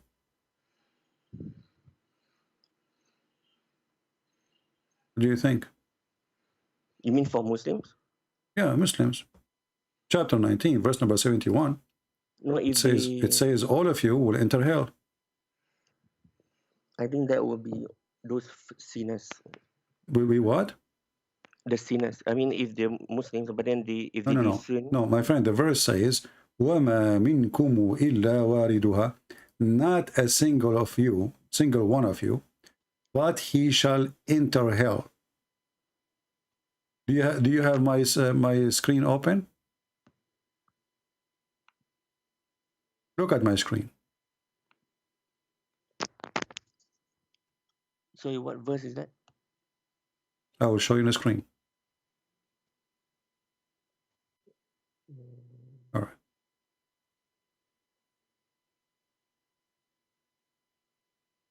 Can you read? I will zoom out for you so you can read it. Chapter 19, verse number 71. And this is the interpretation of your prophet cousin. Not a single you, but he will enter hell, in the exclusion of the messengers. And this is the Muslim interpretation, but the Quran doesn't say that, by the way. It says, وَأَنِ مِنْكُمْ إِلَّا وَرِدُهَا. Not a single one of you, but he shall enter hell.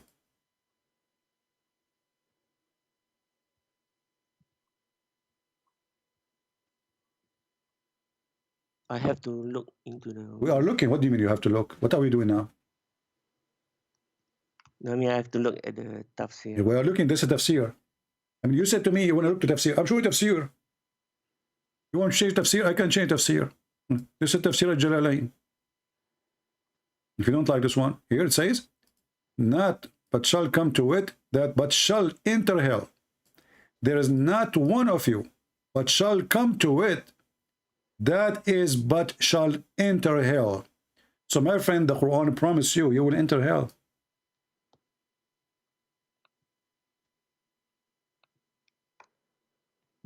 I have to research it. I haven't. My friend, what's wrong with you? I'm just showing you. This is the official Islamic website of the Kingdom of Jordan. It says 2021 Royal Ahlul Bayt Institute of Islamic Thought, Amman, Jordan. This is official government website.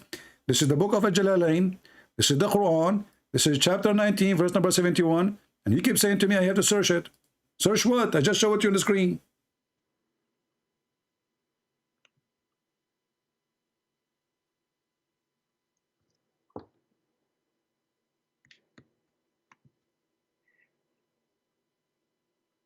I have to...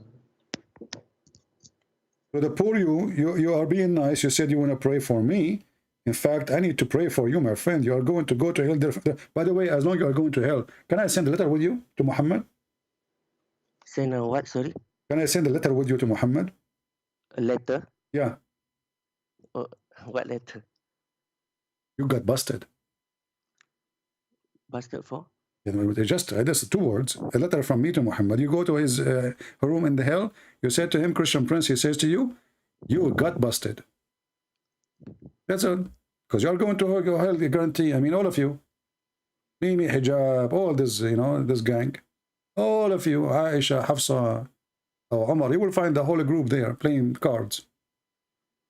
Tell them all, Christian Prince says to you, you got busted. It says in 71 there is there is not one of you, but will pass over it. Not pass over it. This is false. It says waridaha, my friend. They lie to you in translation. Wariduha. You go to dictionary. ورد الشيء قد أتاه وشرب منه. واردها. ورد الماء شرب من الماء. He came to the water. He drank from it. So you have to go in it. It's not pass over it. That's a lie. If it's pass over it, why they are saying this? Those are scholars. Those are not a joke. This Ibn Abbas is the cousin of your prophet. Don't Ibn Abbas know what wariduha mean? They are fooling you. You are from Indonesia, right? No. No? Okay. I am from Indonesia, by the way. I used to be Indonesian for 3 years. And then I became Japanese. And then I became a black, blonde African-American from Japan. And now I do not know where I am, what I am from, because, I used to kiss stones. And then I married a woman. Her name is Khadija, and she drove me crazy. So what do you think? You want to pray for me what? So this God will make my penis endless? Is that a good prayer? I mean, no, imagine, my friend, imagine you are a person, Mr. Hadi, your name is Hadi. So imagine, Hadi, you are here now. I don't know, you are not here. I mean, here, there, wherever you are. No, your penis go in the Amazon jungle. And you know, there they have a fish. She eat anything move. I mean, I saw a documentary. I mean, that scared the hell of me, man. You throw the anything in the water, even a rock. Those fish, they will go crazy, and she will fight over it. So imagine, you have such an endless penis. May Allah extend it more and more. And then your penis go, by mistake, you know, there's no GPS in the time of the Prophet. Go to the Amazon river.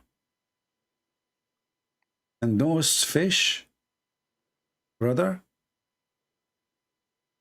they are waiting for you.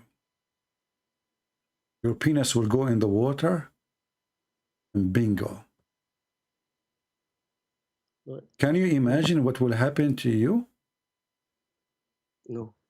What do you mean you don't know? I mean, this is your penis, not mine. Just close your eyes and imagine. So you are now promised an endless penis, and this penis going over the sea, down the sea, like a phone cable, you know, like it's endless. And you don't know where it's going. You never stop. You can't stop it because it's endless. The Prophet says endless, it has to be endless. Because if it's a stop, it's not endless no more. That means lying. So imagine your penis go down the river, go up the river. I mean, imagine you pass the customs of China. Unbelievable. You will have like 10,000 stamps over your penis. I mean, I should show you my passport. They start putting stamps over stamps. Now, what the heck is that? So you have now endless penis. This is your passport. You know, they didn't see you even. They don't even see your face yet. They are seeing the penis. So what kind of religion, this religion you are asking me to pray for, you will pray for me. Thank you very much. But all of it is about penis, vagina, asses. What the heck is that? Don't you want to use your brain, my friend? Yeah, of course. Okay, use it. Do you think really God will promise you this? No, okay. It's regards the just now the verse 71. Yeah, what about it? Yeah, and Ibn Kathir said regarding there is none one of you but will pass over it. The messenger of Allah said, then we shall save those who had taqwa. Allah said. And then the two Sahih, no one of the Muslims who had 3 children who had all died will be touched by the hellfire, except for an oath that must be fulfilled. Okay. So, You said you are reading Ibn Kathir, right? Yeah. Okay. Let me go to Ibn Kathir and see what Ibn Kathir is saying. Okay. You see, just to show you that Ibn Kathir, when Muslims they say Ibn Kathir, well, there is somebody lying here. I'm not saying you are lying. Which website you are using? This website? The one in front of me on the screen? No, not this one. Which one? The Q Tafsir. Okay. But Ibn Kathir should be the same, right? I mean, it's, they are. Yeah. This is in the translation. Okay. But this is because what you said is not really true.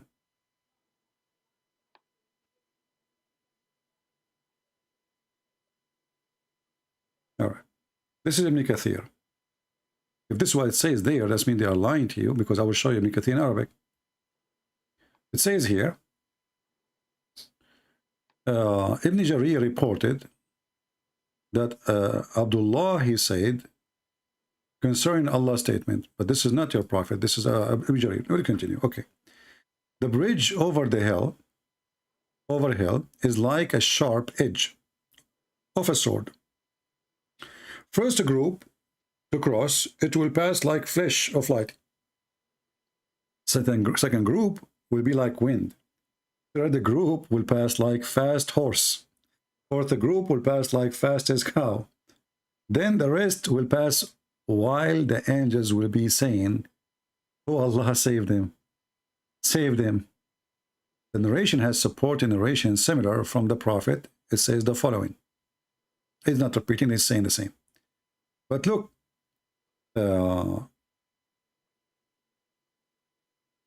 here it says,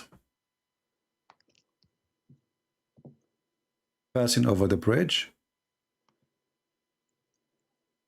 Just to show you how they lie in the translation. Do you see anything here it says about Imam Ahmad? Doesn't say anything, right? Nothing. This is Ibn Kathir in Arabic. Yes. قال الإمام أحمد حدثنا سليمان بن حرب حدثنا خالد بن سليمان عن كثير بن زياد البرساني عن أوكي. بعضنا قال لا يدخلها مؤمن وقال بعضهم يدخلونها جميعا. So some they say nobody will enter it, and some they say all they will enter it. And then Allah will rescue those who they were good, you know, in their behavior, let's say. And here it says, and we disagree about the word al-wurud. فقال يردونها جميعا. قال, which means all of them they will enter it.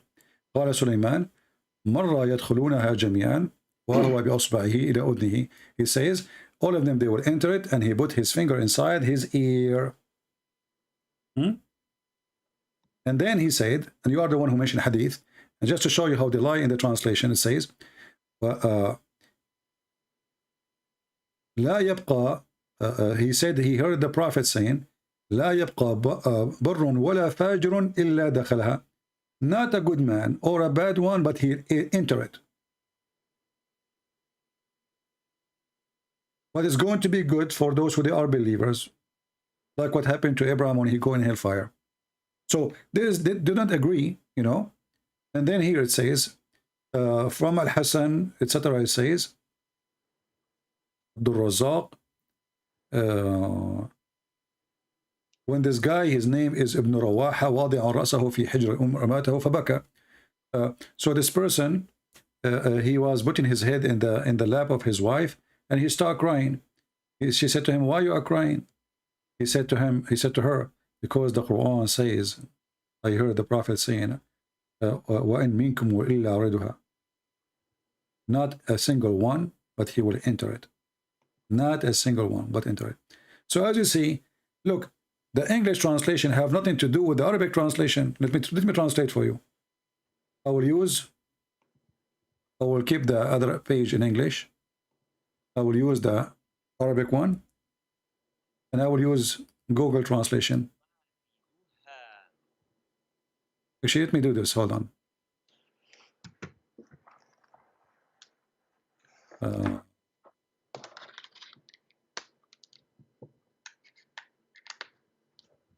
They lie. They love to lie.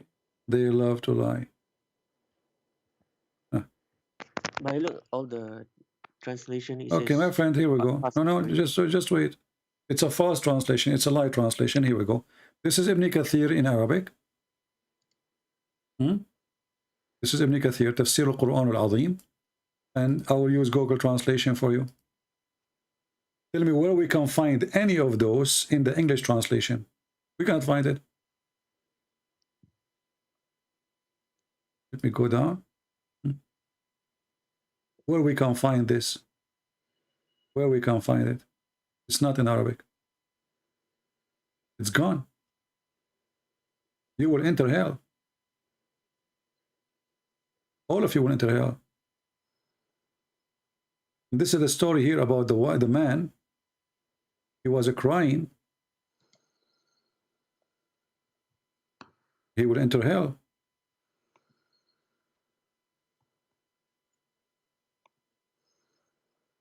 God said to the Pharaoh, you know, people will, you know, enter hell. Okay? But you will see all of this is not even in English one. Where is the English translation we see in front of us? Look how small the page in English. Let me look for the English page. And look how endless this Arabic page. Look, I'm just flipping the same page. I'm just one verse. Now, finally, we reach the end of the page.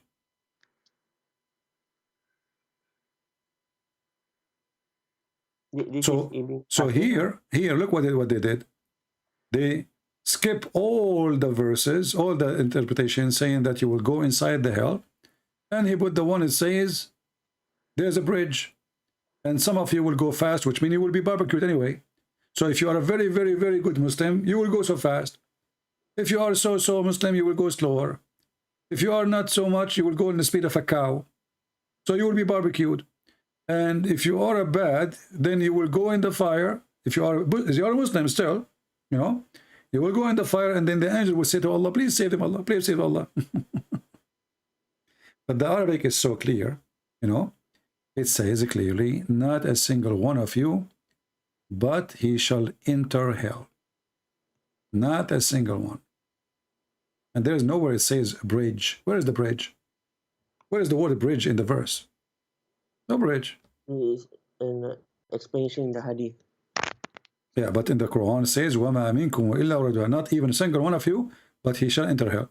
And as you see, the Arabic one does not match with the English one. The Arabic one is totally different. And the Arabic one confirmed that many, they will go to hell. Actually, all of you will go to hell. But some will get hurt badly, some will hurt less.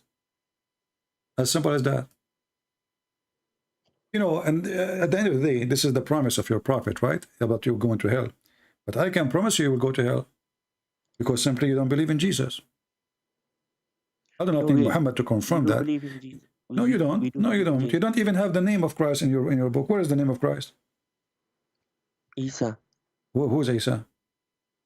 Jesus. No, we never. We are Arabic Christians. We never heard of Isa before. Never. Not a single once. Even in the Christian Bible, there's no. Not even in the Christian Bible. There's nothing called Isa. Who's Isa? We have no idea. Where he got his name, we don't know. We don't have Isa. We still believe in Jesus. Our friend. You see, if your God is God, he should do what God do. How many times you watch my videos?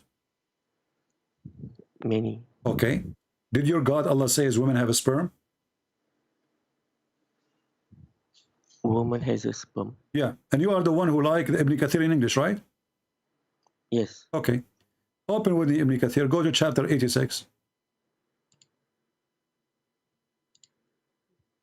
86.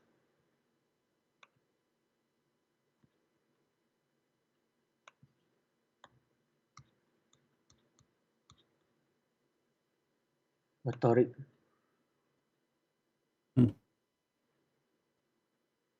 Go down, it says, so let man see what he is created from.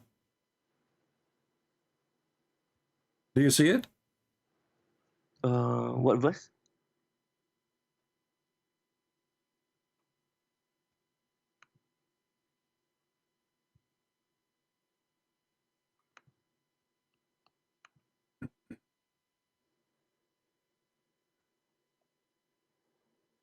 You can open from your side if you want.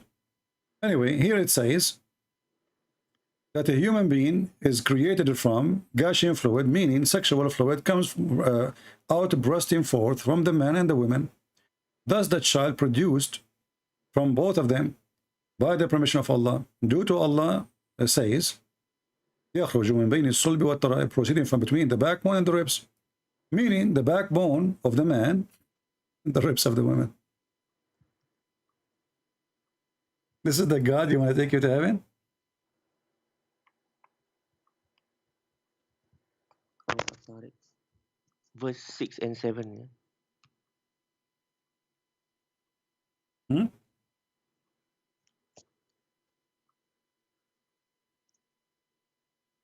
I think there's an explanation on this, and then it mentions that the science is correct.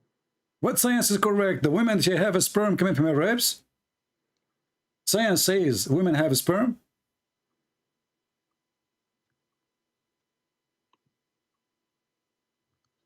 Yeah, 6 and 7.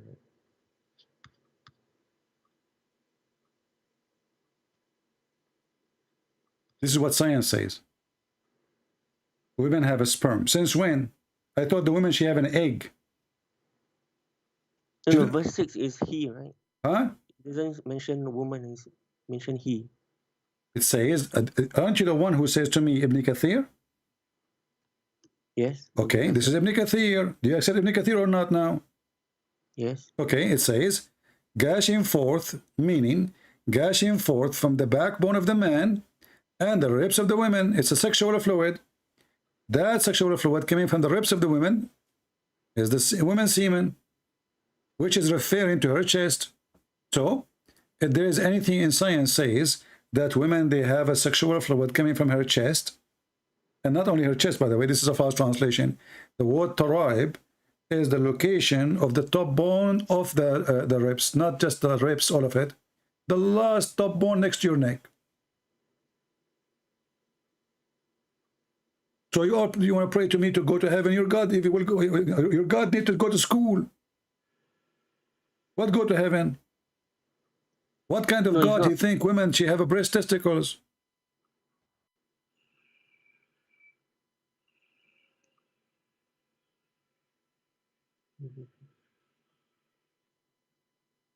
A Muslim, he said, his name is Anwar. I can send you a Bible says the word Isa. This is Muslim translation. We don't have Isa. This is a false translation. I will give you the better news. The Arabic translation for the Bible use the word Allah. That's a false translation. We don't have the word Allah in the book in the Aramaic, neither in the Greek, neither in the Hebrew. False translation. The same as your Quran saying the word Jesus in the Quran in English. There's no Jesus. False translation. Are you happy now? So, are you with me, my friend? So, how this is God, he claimed that women, she have a sexual fluid, and that make the baby coming from her ribs, and this is her semen. And a man, he have a sexual fluid coming from his backbone. Do you have a backbone yourself? Yes. Okay, well, according to the Muhammad, your semen is coming from your backbone, not from your testicles. So if I am you, I will dump them somewhere. I mean, you will don't. There's no need for them. What testicles for? They're annoying. You can't even play football. You know. Is the area of the backbone, the lower pelvis, I think. What it says the backbone. What area? The backbone. A sulb. Sulb is the bone itself. Not only a bone, it is the last bone in your ass, in your spine. Not from that area. It says a sulb. A sulb is like, I mean, you can't take it literally. You have to. What literally? This is what literally? Aren't you the one who says to me? Listen. You see how hypocrite the Muslims are? When you want, you say to me, let's go to Ibn Kathir. Now you don't want Ibn Kathir. Ibn Kathir, he says, the backbone of the man. Did he say not literally? No, he said the backbone of the man and the ribs of the women. And then he says the women liquid is a yellow and fine in texture, and he's quoting your prophet. Yeah, you have to look at the meaning. The meaning is the man. My friend, listen. I don't have time for stupidity. Aren't you the one who says to me, let's go to Ibn Kathir? Yes. Okay, Ibn Kathir will do what? Will give us the meaning. So now we are reading the meaning from Ibn Kathir. So do you accept him or not? You keep saying to me, that's how to go. So why we are going to Ibn Kathir then? You don't speak Arabic. I speak Arabic. I'm not going to take that against you. I'm using Ibn Kathir, the book you like, and this is the website you like, and this is the translation you are using. Ibn Kathir says, yes, this is true. There is a semen coming from the backbone, and there is a semen coming from the ribs of the women. So what we will do now, you still keep saying to me, you don't take it literally. So why we go to Ibn Kathir then? Why Ibn Kathir, he take it literally? You think he is stupid? No. Okay. So what we will do? Should we change different interpretation for you? Maybe that will make you happy.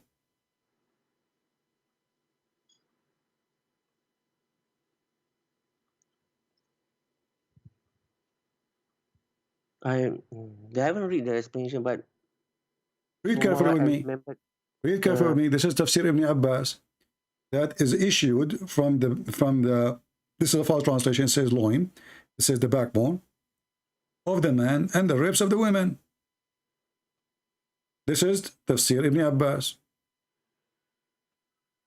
So now all the Muslim scholars do not speak good Arabic, and you are the guy who God knows from where.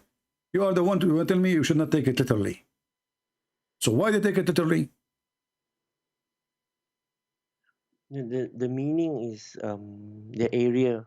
Where it says the area, where, okay, and let us go with the area. Women, first of all, don't have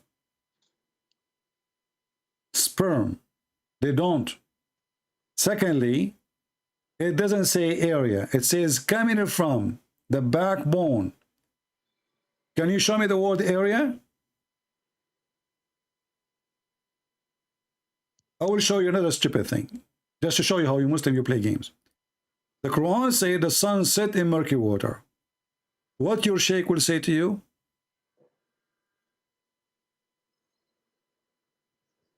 Oh, the murky water, right? Huh? Regarding, yeah, it's at the end of the land, so it's My it friend, shows. what your answer? Shaitan or Allah saying that the sun set in murky water? What Allah he meant by saying the guy he arrived where the sun set and he found it sitting in a muddy spring of water? How you will say what you will say to me now? You will say to me focus in the area? The explanation is Huh? Zulkarnain. Yeah. He saw that in his view, Okay. that the sun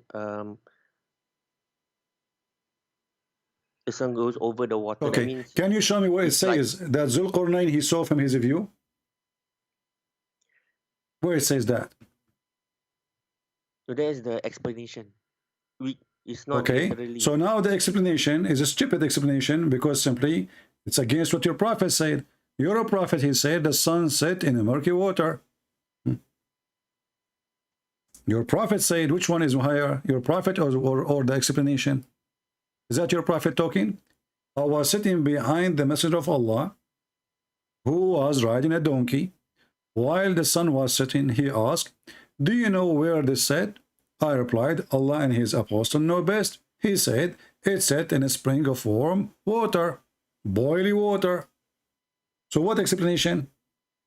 Who explained the Quran better, you Ibn Kathir, potato, tomato, or Muhammad?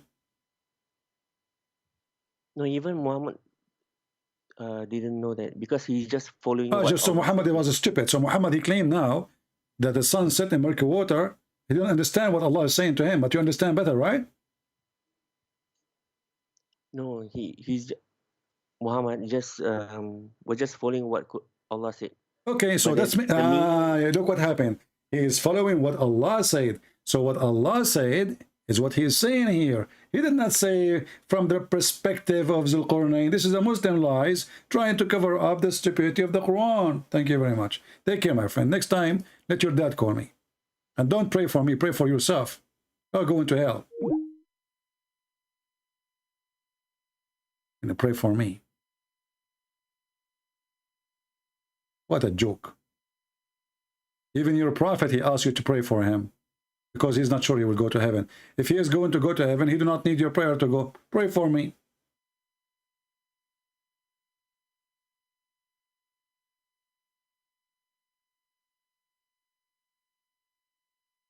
Somebody saying, why do you believe the Bible is a reliable source of information? Very simple reason.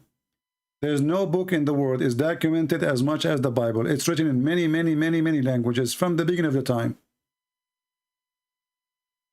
Spread around the world. In many languages. And people are disconnected. So there's no way a person who lives in India, he can agree with somebody live in Europe about a book, and both of them they never met unless this book is accurate. And this is the same. You will find that people who accepted Christianity in India from the beginning of Christianity, or Ethiopia, or Egypt, or Syria, or all over.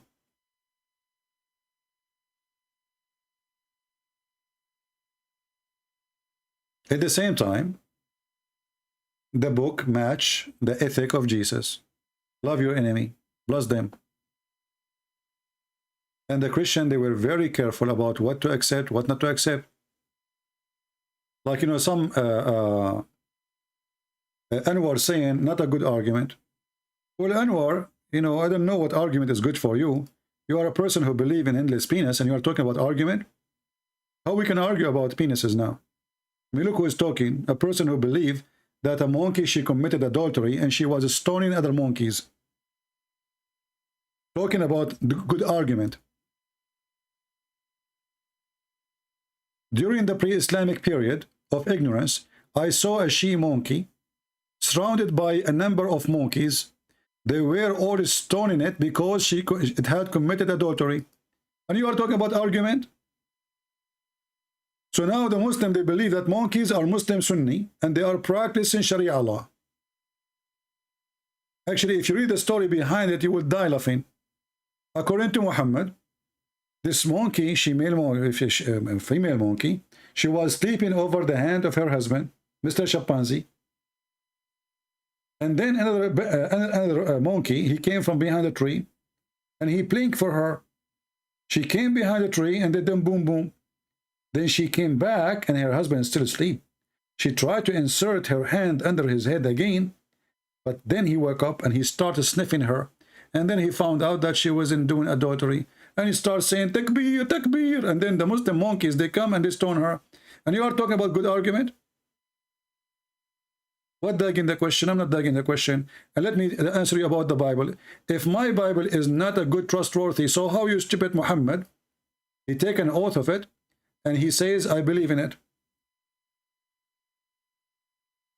Is that a good argument? No, it's not a good argument. Is it? This is your stupid book says, agreeing with the book we have between our hands?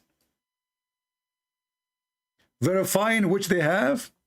If you don't like this translation, we can change it. This is Shakir. Yeah, let's go to Yusuf Ali. That's a good argument. And when they come to them a book from Allah confirming what is with them, not a good argument.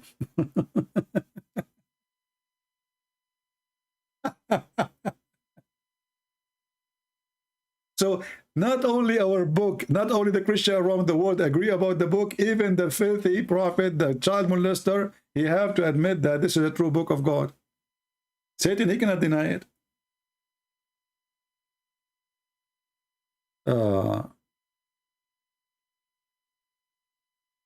Answer, I'm showing you the Quran saying that Allah, he says, actually, you see here the verse says confirming, it's a lie. In Arabic, it doesn't say confirming, it says musaddiqun, which means believing in what is with them. And what is with us? Jesus is God. Hallelujah. This is why I told your friend here, when you go to hell, don't forget to deliver my message to Muhammad. You got busted. And this is all over the Quran. Some verses saying what is between their hands, and some verses saying confirming what is with them. Either one, it doesn't make any difference.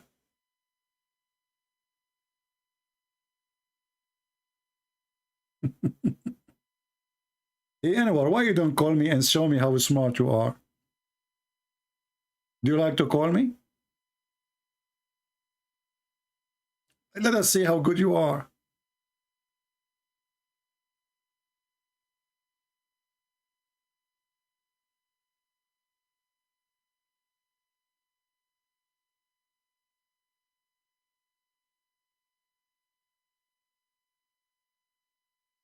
Palestine, get out of here. Either you call me, I don't want to see you here. You know, Jacob and Israel refer to a man. You know what? Just to show you how stupid this religion is. I challenge any Muslim to tell me who is Israel. I have a book in front of me. It's called the Quran. I'm reading this book. How in the world I will know who is this guy? His name is Israel. Any Muslim can tell me? It says, "O children of Israel." So it's confirmed it's a man. They are his children.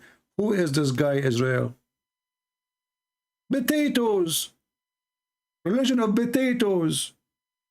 Religion of the thief. Have you ever heard of a God? He introduced to us a guy. His name is Israel. He don't tell us who is this guy, where he is born, who is his family, who is this Israel? Suddenly, oh, children of Israel. And the funny is that the dad was making fun of Israel struggling with God. But you stupid, the second you accept the name, you accept the story.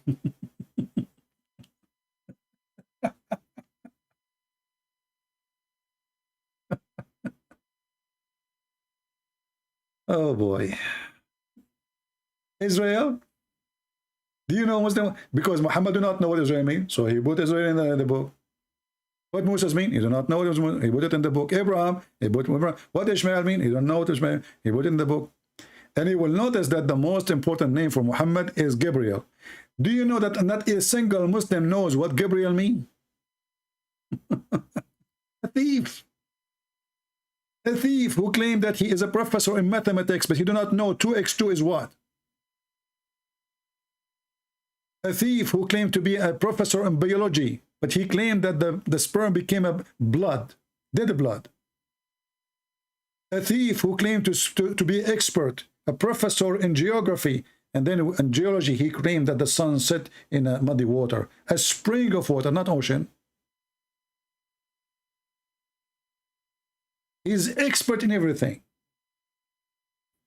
As an example, Muhammad is the only one who was able to find out why you are a male and why she is a female. Why, Prophet? Why? Listen, if your wife have orgasm before you, the baby will be a female. What the heck?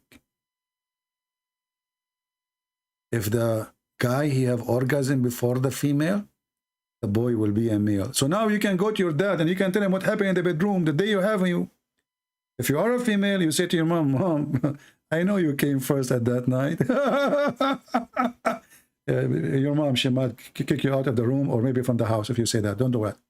So, Dr. Muhammad, this is Dr. Muhammad. Who told them? Allah told them. The Messenger of Allah said the man water is thick and white and the women water is thin and yellow. Which of them comes first? The child resembles the parents. Like, what the heck? This is why I promise myself, if I ever have a wife, I will never come first, my friend. I don't want my son to look like me. That's scary. I will marry a beautiful woman, and I will let her all the time come first. All the time. That doesn't matter. I will never even, that's it. Prophet of Allah, Dr. Muhammad.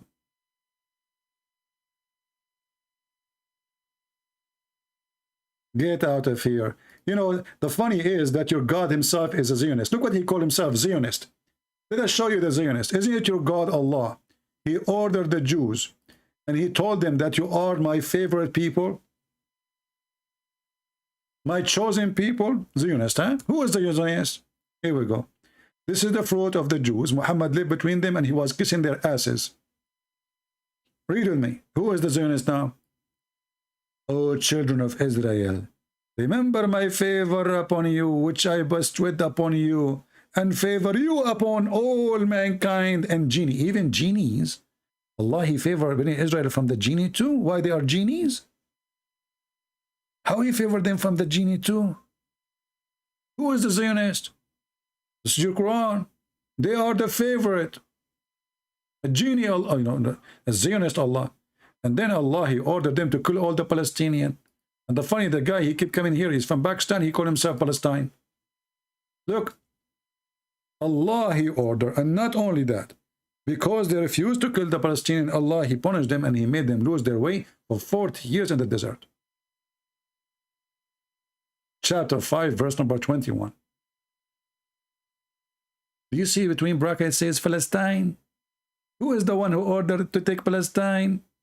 Allah, the Zionist. Shish kebab.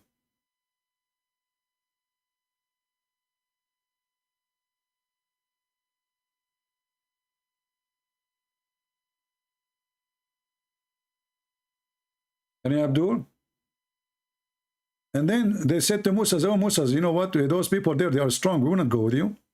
You go and fight them. Only two men of the all Jewish, they agree to fight with Musa. One of them is, and look here, they add names. It's not in the Quran. Those aren't in the Quran, by the way. Muslims do not know what Joshua and Caleb, those names don't exist in the Quran. This is fabrication. They said to him, let us go and assault them. Imagine 3 men, they want to go and assault a nation. I mean, how stupid is the story here? This is really what story happened? Only 2 men? Only 2 men, or maybe 2 men, and they are leaders of army. Just 2 men, they will go. So mean Moses and 2 men only, they will agree. This is not what the story says in the Bible. Only 2 men. They will go and fight. So they say to you, why you attacking the Palestinian? First, those Arab there are not Palestinian. There's no more Palestinian exist. Secondly, as you see, Allah ordered the Jews to take the land. This is the land assigned to you. This is a land assigned to the Jews. Who is assigned it? Allah himself. The Zionist Allah.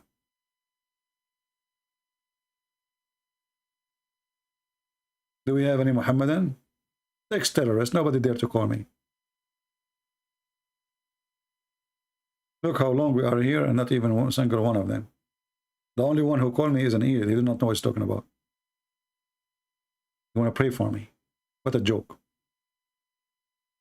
If your prophet himself, he is guaranteeing to go to heaven, why he is asking the Muslim to pray for him?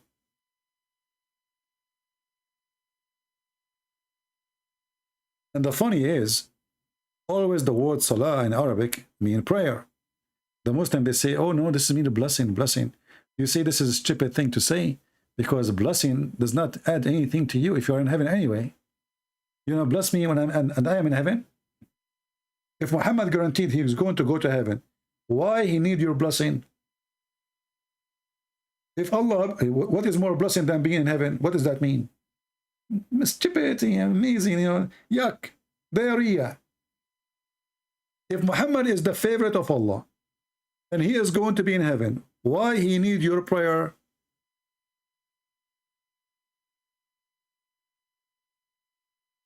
Why you call people coward? You don't show my face. What my face have to debate in you? If my face will help in debating you, I will show my face. But my face is not what people want. I'm not doing fashion show. And what about you ask the God you worship and you bow down and you show your ass when you pray to him 5 times a day to show his face? I'm not your God. Isn't it your God? He says in the Quran, it's not for Allah to speak to anyone except from behind a veil. Your God, Allah, is a burqa man. This is the Quran. Let me show you. Why don't show us your face if you are brave? What do you want to do with my face?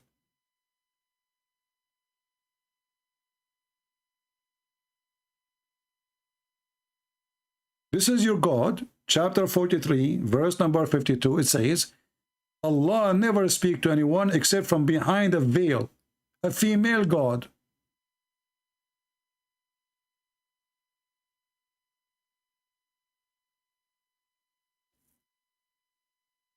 Anwar, is your God Allah wearing a black veil?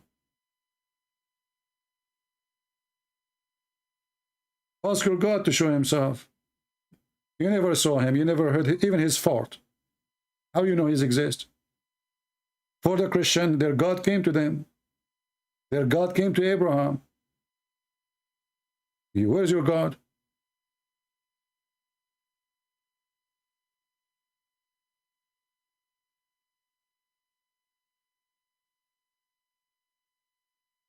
Do we have any Abdul want to call us?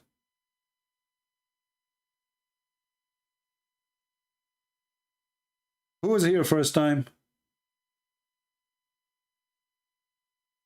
If you are here first time, I feel sorry for you. You will get addicted and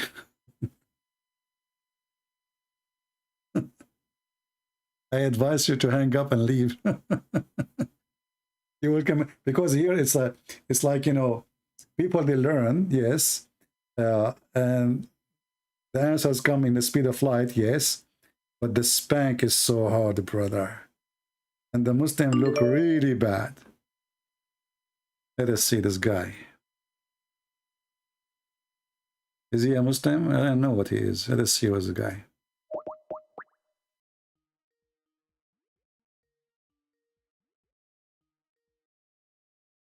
Hello? Yes. Are you a Muslim? Wa alaikum assalam. How are you? I'm fine. Are you a Muslim, my friend? Yes. All right. Alhamdulillah. Yeah, I saw your question saying why I accept the Bible to be confirmed, right?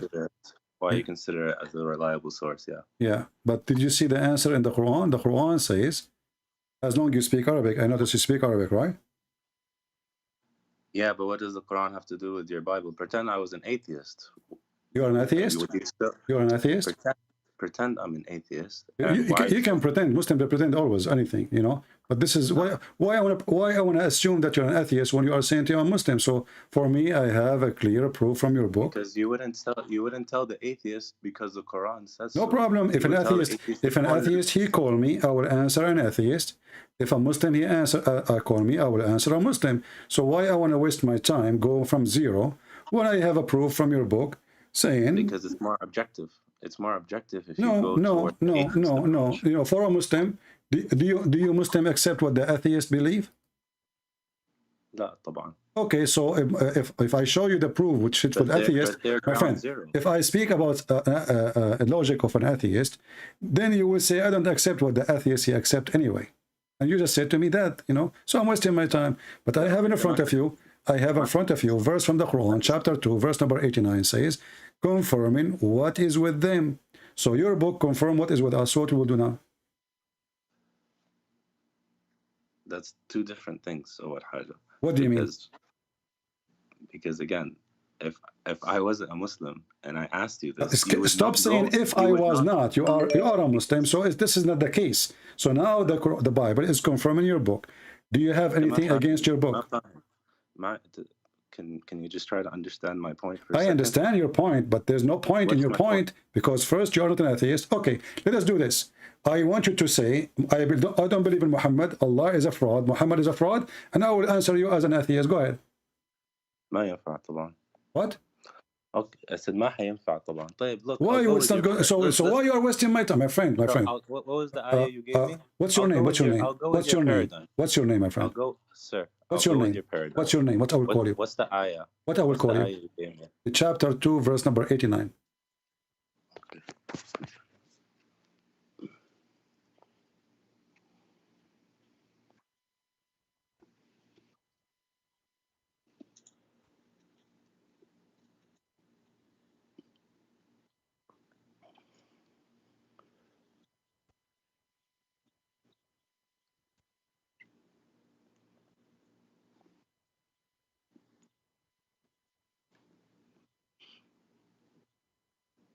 I'm showing you on the screen. You can read it on the screen.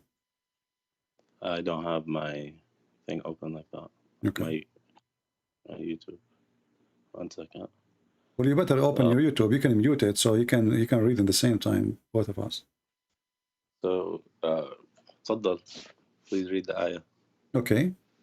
And you can read it, you know, if you want to read in Arabic, you can read Arabic. If you want to read in English, it says, وَلَمَّا جَاءَهُمْ كِتَابٌ مِنْ عِنْدِ اللَّهِ مُصَدِّقًا لِمَا مَعَهُمْ. Does it say مُصَدِّقٌ لِمَا مَعَهُم? Yeah. Okay. Believing in it, in what is with them. What's مصدق? Mean believing. مصدق mean believing.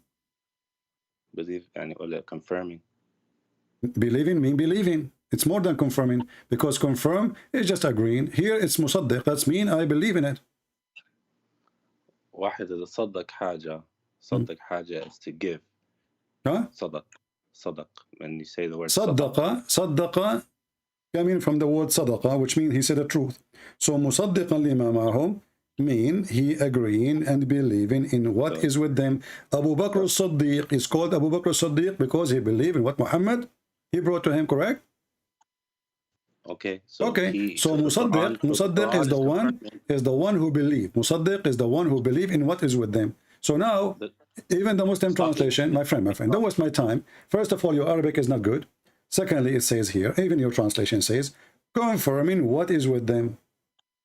Do you have a problem with that? And now let me explain the confirming. The confirming is it confirms the truthful part in their books. First of all, you are adding things. Does it say in the verse confirming only the truth? Some of the truth, some of it. It says confirming what is with them. Are you saying to me that somebody took the verse, play with it, and he took those words off? First of all, we need to read the ayahs in context. Read the ayah, no problem. Go read. When you read the ayahs in context, you start. Read the ayah in context, no problem. Go ahead. Yeah, when you start from 87. Read and from any. You can read it from verse number 1. I don't care. No, I'll start from 87. It says, "We gave Moses the scripture, and we sent messengers after him in succession. We gave Jesus, son of Mary, clear signs and strengthened him with the Holy Spirit. So how is that whenever a messenger brings you something you do not like, you become arrogant, calling some imposters and killing others? They say our hearts are impenetrably wrapped, but God has rejected them for their disbelief. They have little faith. When a scripture came to them from God, confirming what they already had in Nizam, what they already had is what? The belief in one God, to follow the Well, prophets. that's your fabrication, my friend. You are adding things. It's not in the Quran. It's not in the Quran. It's not in the Quran. It's not in the Quran. It says confirming in what is with them. There's no addition. Say it. It doesn't have to say it here. We look at Quran. We look at the Okay, so you are saying that the verse in the Quran is not clear. We have to add words to fix it. So the Arabic of Allah is not good. That's not what I said. So why you are adding words? Why you are adding words to the Quran if the Quran doesn't say that? If the Quran is clear, is the Quran a clear book? I'm not. I'm elaborating for you. No, I'm asking you: is the Quran by itself is enough for anyone to understand? With the Arabic language, yeah, it should be good. Okay, the Arabic language is shorter for me. I speak Arabic better than you. Obviously, you don't speak good Arabic. It says here, مُصَدِّقٌ لِمَا مَعَهُمْ, believing in what is with them, not some of them. Allah can add the word some. He can say little of what they have. He did not say that. He says مُصَدِّقٌ لِمَا مَعَهُمْ, believe in what they have. Let us go to different verse. Here we go. You see this one is not going to be, just to show you. But now, as long as you claim you speak Arabic, you know you cannot run away from it. Chapter 2, verse number 91. What we will do with this one? Verse number 91.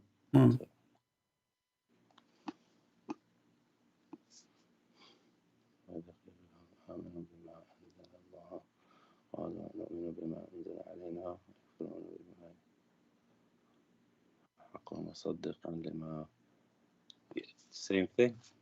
No, it's adding here. It's even adding the word truth. Even if it be the truth, confirming what is with them, confirming what is with them, not some of what is with them. So the truth is what is with them. Let us go to different verse. We will keep jumping, no problem. Chapter 2, chapter 2, verse number 101. Read carefully, read again. You just said confirming. You just said confirming. Yes, confirm. Actually, confirm is not a good translation. Musaddiqan, more than confirm, believing. Continue. Here it says, and when they come to them, a messenger from Allah, confirming what is with them, not what was. Here translation is false. Musaddiqan lima ma'ahum. I'm going to send you a link on our message. I don't open links, my friend. You can read. You can read for me. You can tell me whatever you want. Oh, okay. Go to a website called corpus.quran. Give me the answer. Give me the answer. La, you can see that musaddaq is coming from confirming. It's confirmation. No problem. So how you can confirm something is not true? It confirms the truthful parts, of course. Okay, hold on. So guys, does the verse says confirming the truthful part only? The truth, yes, مصدقا لما معهم.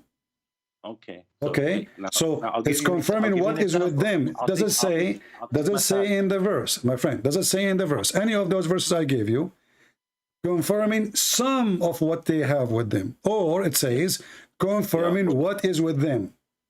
يا أخوي على مهلك. I'll tell you an example. الحين today عندنا ناس they say إنه Ibrahim doesn't exist كمثل. Right? Speak in English. You have some people that say that Abraham does not exist. Okay. صح? Okay. Right? Now, the fact that Muhammad ﷺ says this and we believe him, any Muslim that ends up believing him, by default, we believe anything that came before that he speaks about. Therefore, Abraham is real despite there not being any historical evidence for him. Makes sense? Okay. So now when it comes to the Bible, the actual Bible or the Old Testament, New Testament, it talks about the truthful parts that مثلا الأشياء في البايبل that we as Muslims cannot agree to. Okay, I want to ask you. I want to make simple for you. Sure. Do Muhammad have the Bible in his time, or he don't? Do he have the Old Testament in his time? The Old Testament. Yeah. So Old Testament, not New Testament. The Old Testament. I'm talking about the Old Testament. Let us go one by one. Do Muhammad have the Old Testament, the correct one, in his time? I don't know if it's an. What do you mean you don't know? You just said to me about Abraham. So how he's confirmed some of it? If you do not know anything about it, do Muhammad know anything about the Torah? Yeah, he does. Okay, how he knows? We believe he got information from Allah. Okay, if he got the information from Allah, then he got the Torah. Do your prophet knows how to read Arabic or Hebrew? No. If I give you now the Torah and I say I want you to swear on the book of the Torah, are you willing to swear, or you swear in the Quran only? Are you talking about the situation where those Jews came to him? And I'm not asking about situation. I'm asking you, if I give you the Torah and the Quran, which one you are going to swear on, the Torah or the Quran, or both? No, I swear on the Quran, of course. Why you don't swear in the Torah? Because I follow the Quran. I don't follow the Torah. But isn't it supposedly Moses is a Muslim prophet? What does Muslim mean? This is another question now. So you see, you Muslims, you play games. So is the Torah is the book of Allah too, or the book of shish kebab? No, we believe it's a divine. Okay, so I'm asking you, why you don't want to swear in the Torah if the Torah is the book of Allah?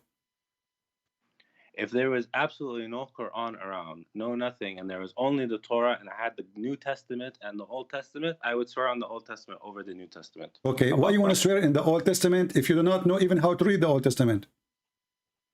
No, there's translations. They do just fine. And then Let us say you exist in the time of Muhammad, you don't have translation. How you can swear in a book you never read? Excuse me, say that again. How you say it, you will swear there's a translation, that's why you will swear.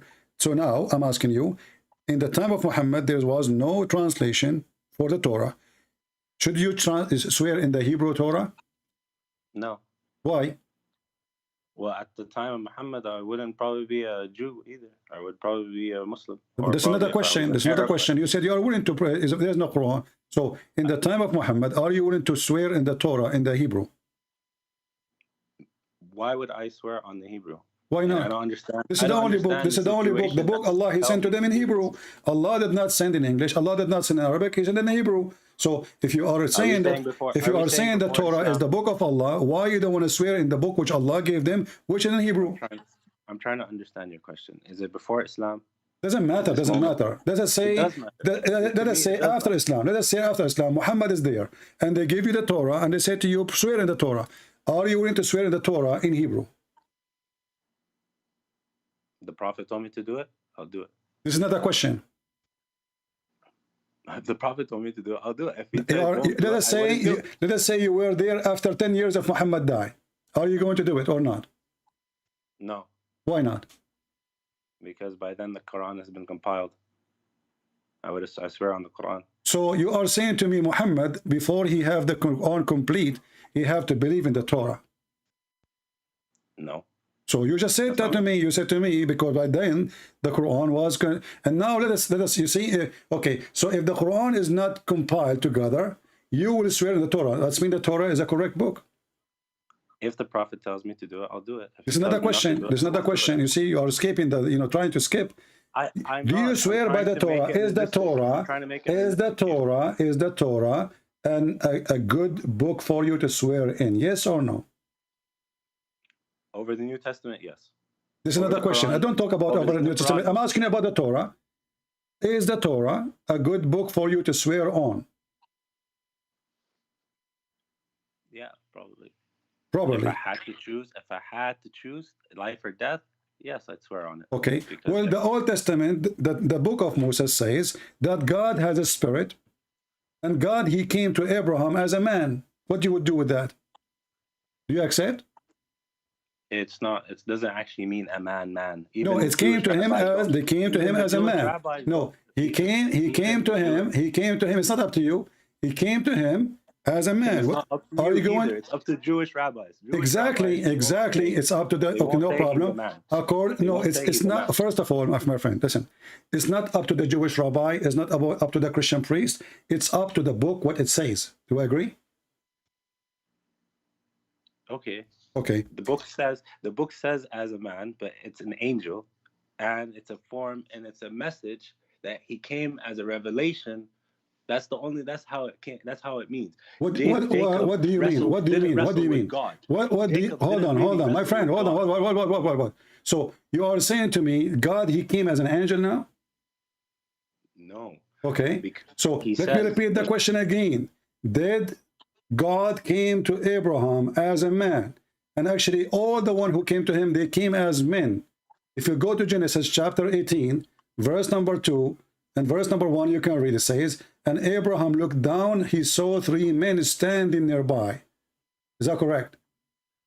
Yeah. Okay. One of them is God. Is that correct? One of them was the angel. They're angels. No, one of them is God. If you go to verse number 10, it says, then the Lord said, the Lord is speaking there, the Lord. Again, since you and I didn't open the verse. I can open the verse. I don't care. Like, so according to the Jews and according to the Christian and according to everybody, God, he came to Abraham as a man. It's not up to you. So now I'm asking you, do you accept that God came as a man, as what the Bible says in the Old Testament? You said to me, you are willing to swear on the Torah, and this is what the Torah says. What you would do? For starters. For starters. What? I said for starters. What Jews starters? Are we buying a bicycle? We are talking about God. What starters? I said to begin with, in my response. What begin with? That's another question. Are you going to accept? Are you accepting a book says that God came as a man? Jews don't believe that it was. No, God Jews they believe that, and I'm willing to show you. I'm willing to show you that I'm willing to show. No, it's not up to you. It's not up to you. It's not up to you. It's not up to you. Secondly, and it's not up to you. No, either, here we go. I will open the Jewish Orthodox Bible. Do you accept that? Yeah. Huh? What's the verse you're talking about again? I'm talking about Genesis chapter 18. Read it from the beginning. So I can open for you the Jewish Bible, the Jewish, not the Christian book, not the translation, the Jewish books. What you will do then? You will say, I don't accept. Here we go. This is the Jewish, this is the Hebrew Orthodox Jewish Bible. Orthodox Jewish Bible. And Hashem appeared unto him. Do you see the word Hashem? I can't open the page. I don't care. You see, you are playing games. You are playing games. So now I'm asking you. It's confirmed that the Jews, they believe that Hashem, like a God, he came to Abraham as a man. So now I'm asking you.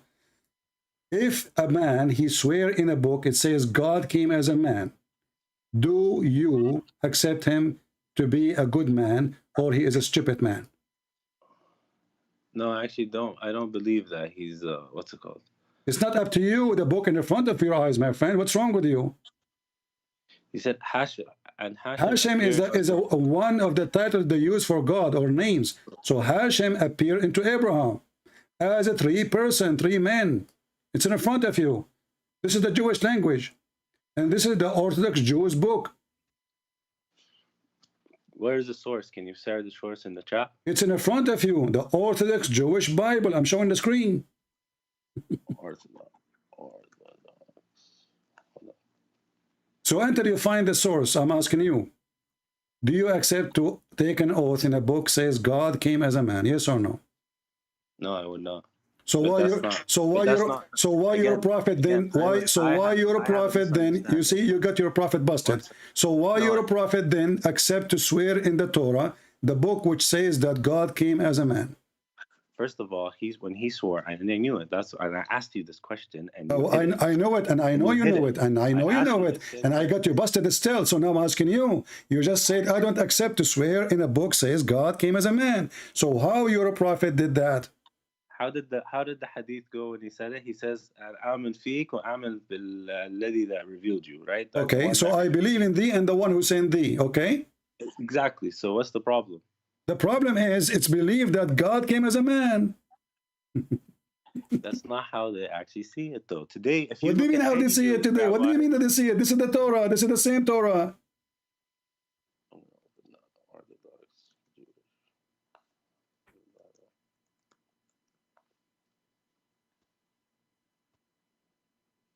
What's the link for your website that you're looking I'm at? using sunnah.com. Not your, not that one. Sunnah.com. It's in the front of your eyes. I was talking about the Orthodox one. Yeah, well, you can just type Orthodox Jewish Bible, Genesis 18, and you will see it. And you go, let me post it in the chat. I told you, open YouTube so you can see with me. Just mute YouTube so you can see the same thing I'm showing on the screen. So now, God, he came to Abraham as a man. You're a prophet, he swear in the Torah, which says that God is a man, or he came as a man. How your prophet, he took an oath in a book like that?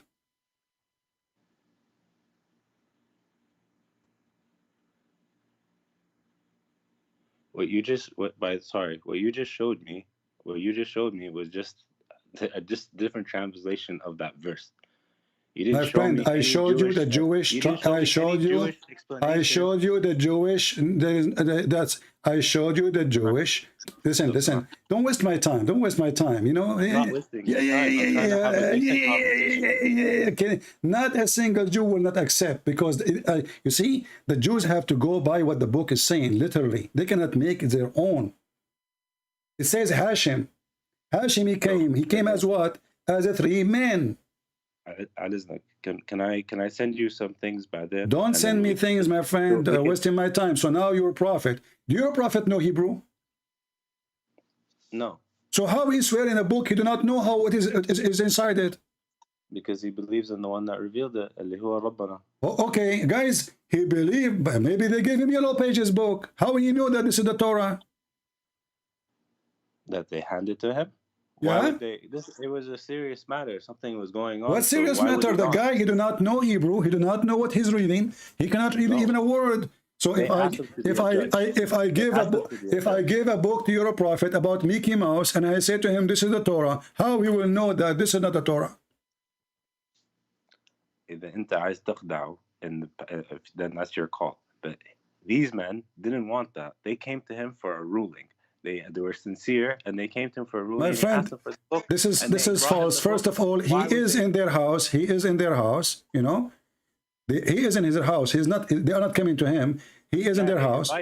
They invited him. Exactly. So now I'm asking you. They gave him a book, and then he took the book, he put it in the top of the cushion, and he swear by it, saying, "I believe in thee and the one who sent thee."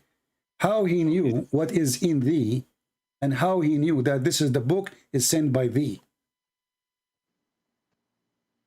So when we say that Allah sent the Torah and the Injil, we believe in the original. This is not the question. They gave him a physical book. They gave him a physical book. My friend, we are not talking about the word Torah now. We are not talking about the word Torah. We are talking about a book, have pages made of papers or leather, and they gave it to him, put it in front of him, and he took it physically. He didn't say, "I believe in the Torah." He's saying about what is in front of him.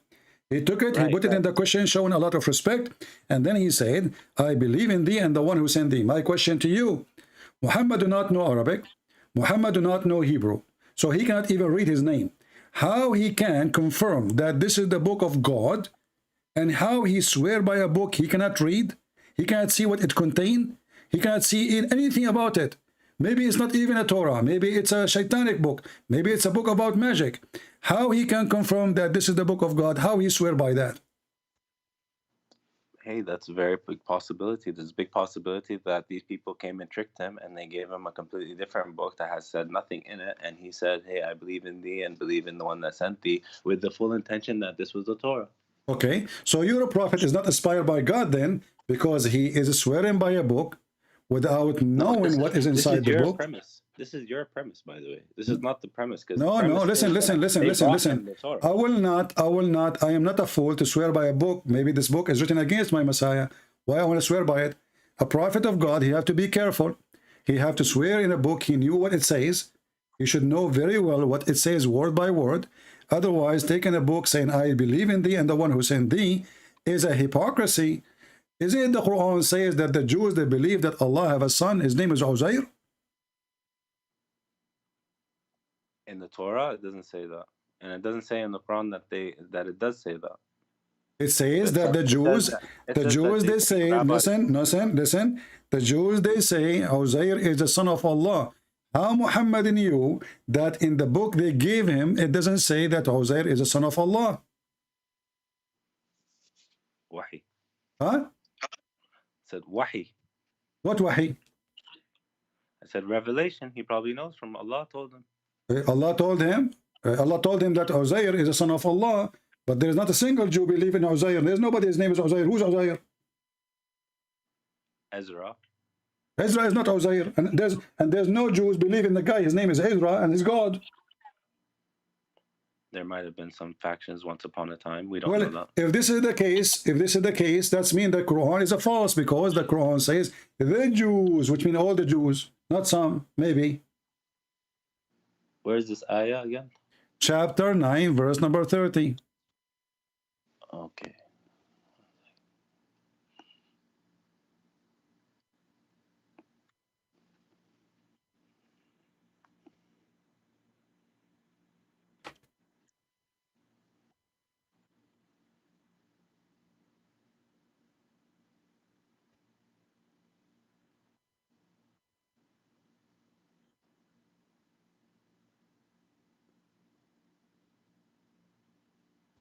All right, I found it. So what's the issue? You said maybe some of the Jews, they believe in that. Is all the Jews or some of the Jews? It's probably some. So the Quran is wrong. Why? It didn't say all the Jews. No, it says the Jews. It says the Jews. It says the Jews. Yes, when you say the Jews, it's mean the Jews. Doesn't say a sect of the Jews. Doesn't say some of the Jews. Says the Jews. The Jews says كان في نصارى that don't say that Jesus is the son of God. في نصارى كانوا بيقولوا. No. First of all, Nasara is not a word for the Christian. Muhammad is a fool. You do not know what Nasara mean. Nasara have nothing to do.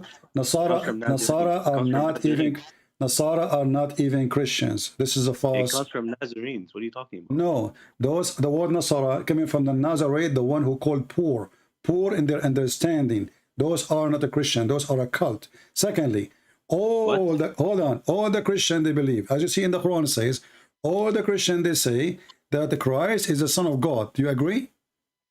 It didn't say all. It says all. It says and the Christian. Listen, don't waste my time. Does it say and the Christians? Does it say and the Christians? Yes. Okay. So if I say and the Muslims, it's mean all the Muslims. Otherwise, I should say some of the Muslims. No. If he's specific, he'll be specific. But you see, you are insulting your God. You are saying the Quran is a stupid book and it's not clear in Arabic. And now we have to add words to make it look nicer. So now you are adding the word some. Let me do it for you. You say, guys, let us help this guy. So the Quran, when the Quran says the Jews, he meant the sum of the Jews. Let us add the word some. The Quran is not perfect. Be my witness. We have to add some words. Some of the Jews, not the Jews. This is wrong. Take that. Some. We will type some. Some of the Jews. Okay, now the Quran look better, because obviously the Quran is a confusing book, and the one who said that, the Jews, is not God. This is maybe Muhammad. And then when it says and the Christian, the Quran is wrong. We need to fix it. So we need to say some of the Christians. Are we happy now? So you are saying to me that your book is not a book of God. We have to add some of before the Jews and some of before the Christian to make the Quran look nicer.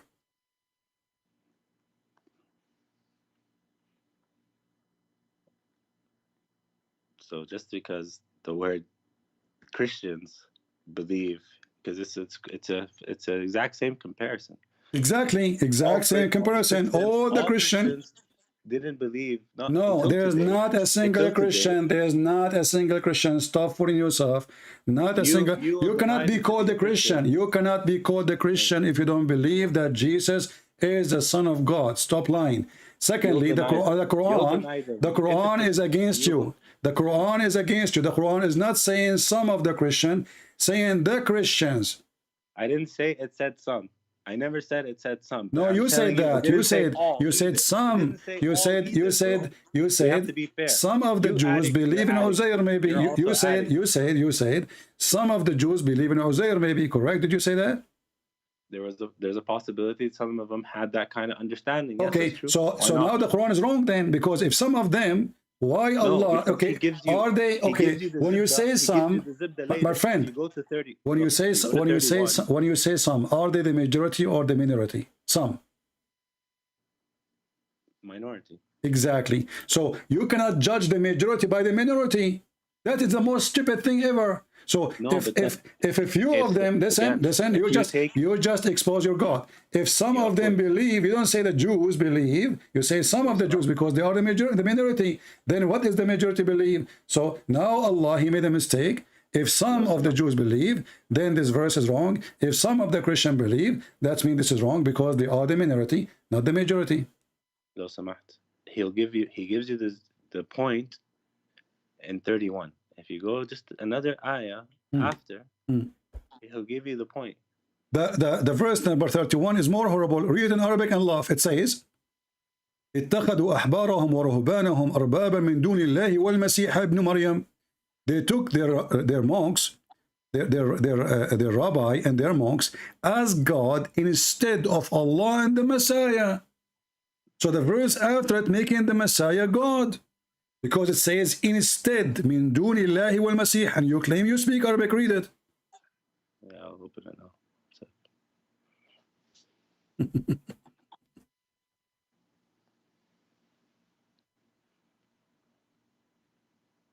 Disaster. Instead of Allah and the Messiah. They worship who? They are worshipping their rabbi, this is the word rabbi, and their monks in front of you, and you speak Arabic, as gods, arbaban, min duni, instead, Allah and the Messiah. So what they should do? They should worship one God, which is Allah, aka the Messiah. Messiah is God.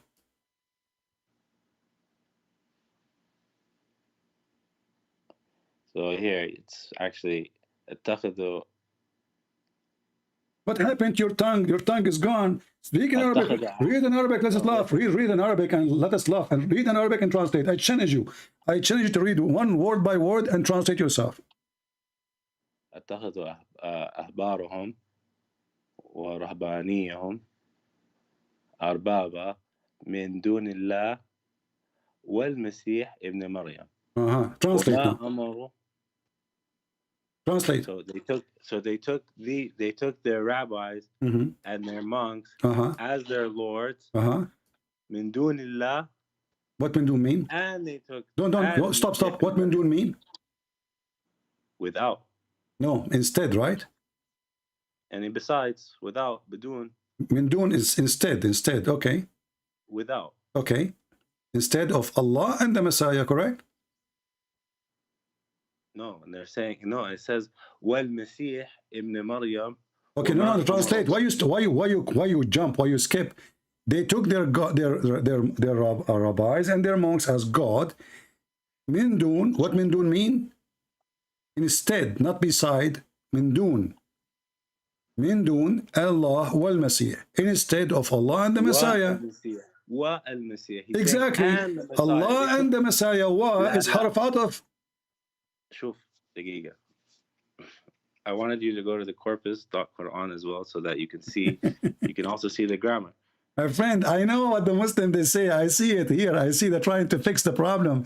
They say, oh, the word Messiah is coming after, but they meant they took their monks and their rabbis as God and the Messiah instead of Allah. But the Arabic doesn't say that. However, look what happened now. Look what happened. Look what happened. Just to show you that you're a prophet. Listen. Let me show you that your prophet is a fraud. Can you name for me one Jew and one Christian? He took his monk or rabbi as God. كثير. Who? Show me one. There's so many people that pray to saints. What are you talking about? No, you see, we pray to the saint. We ask the saint to pray for us. You're a liar.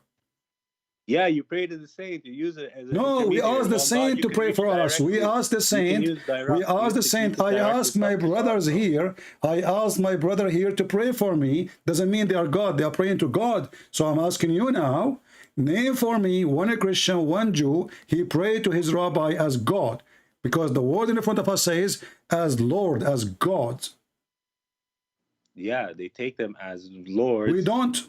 That's a lie. That's a lie. That's a lie, my friend. Your God is a liar. Your God is a liar. And now let us see, the one who pray to a man is praying to God, right? So why the Quran says Allahu wa malaikatahu yusalluna ala nabi? Allah and his angels, they are praying. Why did we move? Why did we move from this? We are talking about, you are the one who mentioned to me to go verse number 31. You forgot? Yeah, but why'd you move from that? Now you want we are not, because you are trying to explain to me. You are the one who says to me, well, there's many Christians, they pray, and they pray to the saint, and they believe they are God. That is a false. But in fact it is you Muslims and Allah who pray to Muhammad. Am I lying? Sorry, I didn't catch that. Say that again. Isn't it the Quran says, Inna Allah wa malaikatahu yusalluna ala nabi. Yeah, okay. Okay. Allah and his angels, they pray on the Prophet, correct? Pray? Yeah. Yusallun. What yusallun mean? Saloon comes from like salutations. Now you do not know what yusallun mean, guys. Now yusallun you do not know what yusallun. Yusallun mean they pray. No. So what the word salah mean? What the word salah? What the word salah mean? What the word salah mean? What the word salah mean? Salah comes from sila, to connect, to make a connection. Okay, what the word salah mean a prayer, correct? No, it means to make a connection. Okay, so we do it in the form of worship. Okay, I want you to explain to me, guys, it make connection. You see, I mean, it's the hypocrisy is amazing. So now if I show you the same word, the word yusalli in the Quran, is it making connection or praying to Allah? You know, I'm actually writing notes to this conversation because I'm going to send you a bunch of it's recorded. It's recorded. You can download it later. You can put it in your page. Listen, the word yusalli, does it mean pray or not? Yusalli? The one that you're talking about? No, it doesn't. What? Inna Allah wa malaikatahu yusalluna ala nabi. This is not salah yani salah that we're talking about. This is not what salah mean? What the word salah mean? I told you it means connection. It comes from sila, which okay. So guys, okay, I will go with you. You see, the Muslims, they're trying to fix it, but they make it blind. So now Allah and the angels, they are trying to make connection with the Prophet. Solve this problem for me now. How Allah and the angels, they are trying to make connection with the Prophet.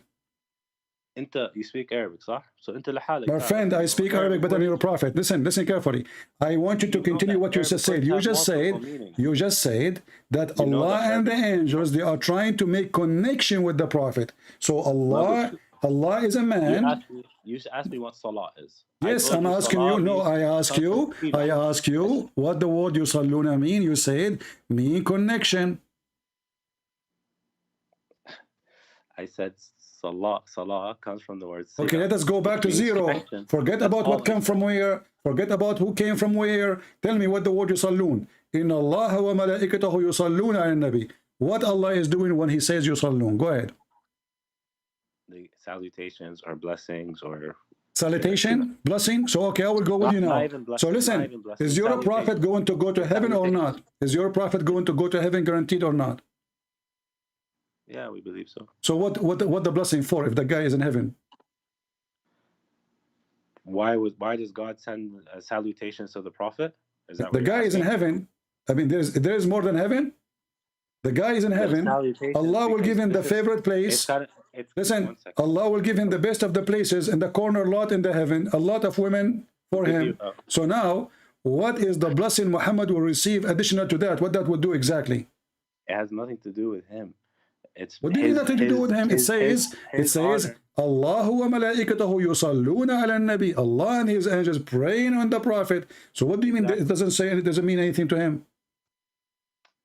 Yeah, Ibn Adam. 1 second. Here we have in the Quran. We also have in the Quran where Allah tells Muhammad he will raise his status. And now him being, when Allah also says yusalluna. Okay, raise his status. Let us go there. Inna rafa'na laka dhikraka. Yeah. Is it dhikraka or dhakaraka? إن رفعنا لك ذكرك. What? ذكرك. That's fine. Either way it could work. Either way can work. But isn't it dhakaraka mean penis? No. What do you mean? No, it's the remembrance. Remembrance? Dhikr, what remembrance? Dhikr, it comes from the word dhikr. Dhikr means to constantly remind you. Remember. It comes from remembering. Okay, let me ask you. So let me ask you. Is it true? Is it true that your prophet, he used to suffer from his penis?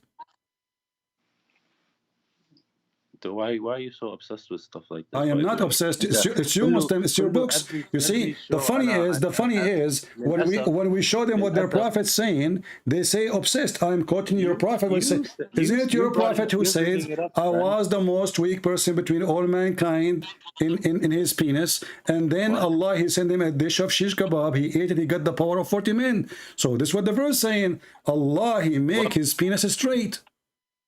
Prove me wrong. Say that again. You scream, so I can't really hear you properly. Can you say that one more time? Okay, we cannot talk at the same time. Thank you very much. When you say to me, you mentioned to me this verse. It says here, we remove your burden, which is breaking your back. Is that correct? What verse are we talking about? The verse you mentioned to me. It's you who mentioned to me. This is the chapter of the Sharh. Chapter 94. Chapter 94. Chapter 94, verse number 1, 2, 3, 4, 5, etc. So here is speaking about Muhammad have a problem. And this problem is breaking his back.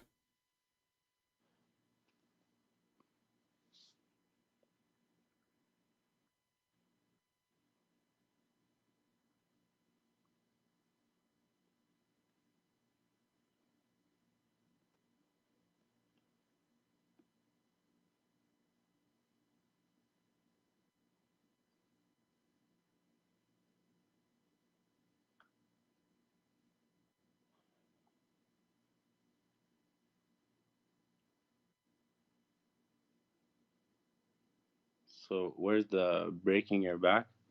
Yeah, what is breaking the back of Muhammad? الذي أنقذ ظهرك. And he had his weight was heavy on him, and he lifted the weight. Okay, according to Islam, isn't it the Quran says, "Min bayn as-sulbi wa tara'ib," that the sperm of the man is coming from his backbone and the ribs of the women? What? Isn't it the Quran says that Allah? I'm just showing you what is the weight on his back. So Muhammad, he think that because he cannot have sex, he have a problem in his back, the backbone. This is how you interpret it? I am not the one who interpreted it. Okay, listen. There's other verse in the Quran says the following.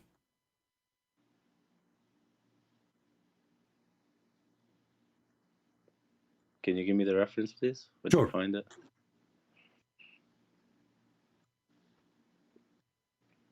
Chapter 113, verse number, you can read, it's just a few verses anyway, you can read it all.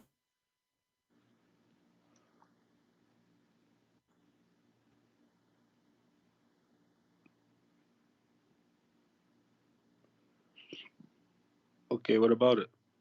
Isn't it this is chapter 2 is about the penis of Muhammad? Excuse me?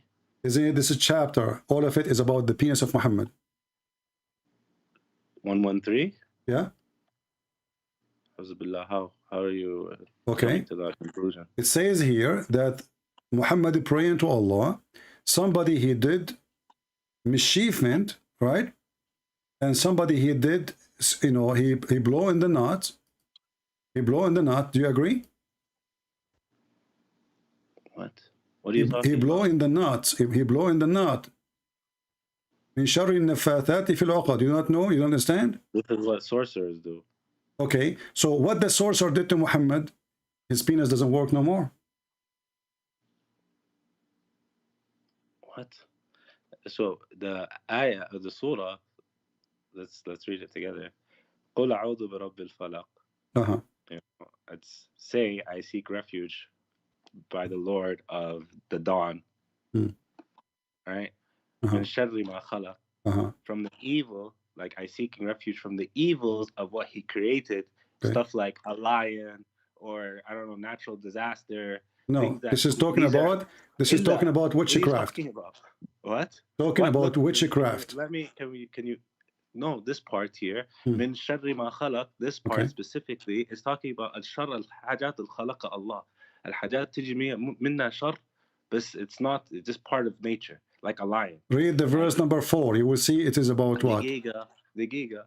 And then the next ayah, وَمِن شَرِّ غَاسِقٍ إِذَا وَقَبْ. Right, so evil, the harm in the night. So what happens at night? Usually evil comes at night, robbers, thieves, kida. So we're seeking refuge from those. So what witchcraft have to do with thieves? This is witchcraft. And then وَمِن شَرِّ. Don't tell me daqiqa. I'm asking you. Don't tell me a second. Listen. What witchcraft have to do with thieves? Now, this is the third kind of protection we're asking for. No. This is talking specifically about witchcraft. This is talking specifically about somebody blowing in the knot, doing witchcraft. There's no thief. There's no criminals. So don't add things. Now I'm asking you. No one's adding anything. You're the one that's adding. You are saying thieves. You are the one saying the thieves. Illa, because this what happens in the night. No, it says witchcraft. Do the thief use witchcraft to steal your property? It says what? What? The word what means and. No. وَمِن شَرِّ غَاسِقٍ إِذَا وَقَبْ. Okay, listen. وَمِن شَرِّ حَاسِدٍ إِذَا حَسَدٍ. Okay. So it's also a new wa. وَمِن شَرِّ. So wa.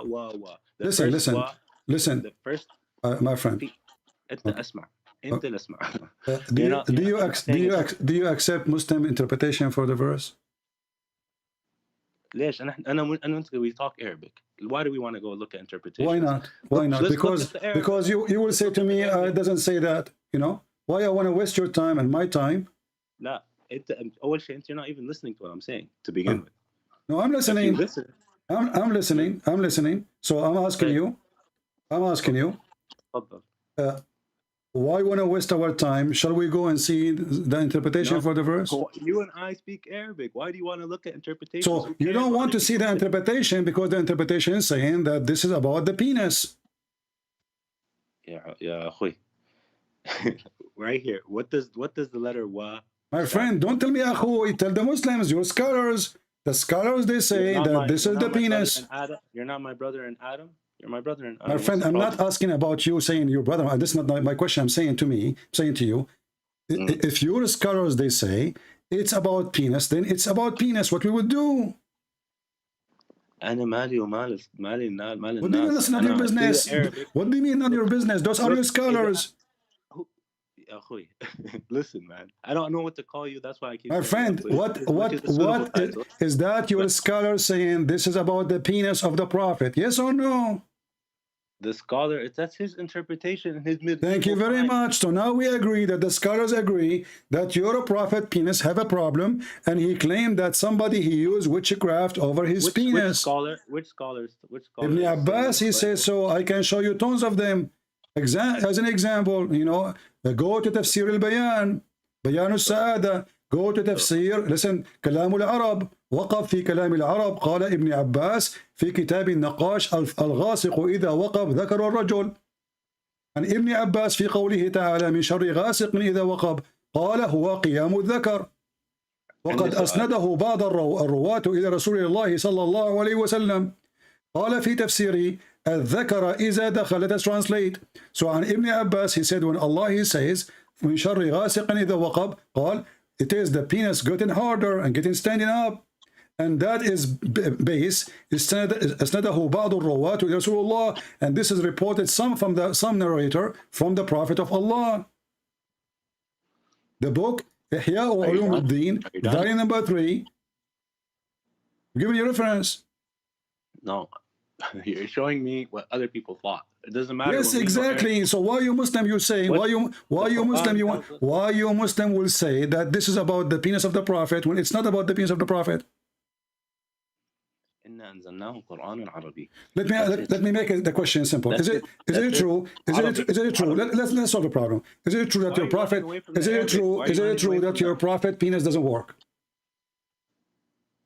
What's Darrani, man? I never even thought okay, about here's Darrani, where's Darrani? I will show you where's Darrani. Here we go.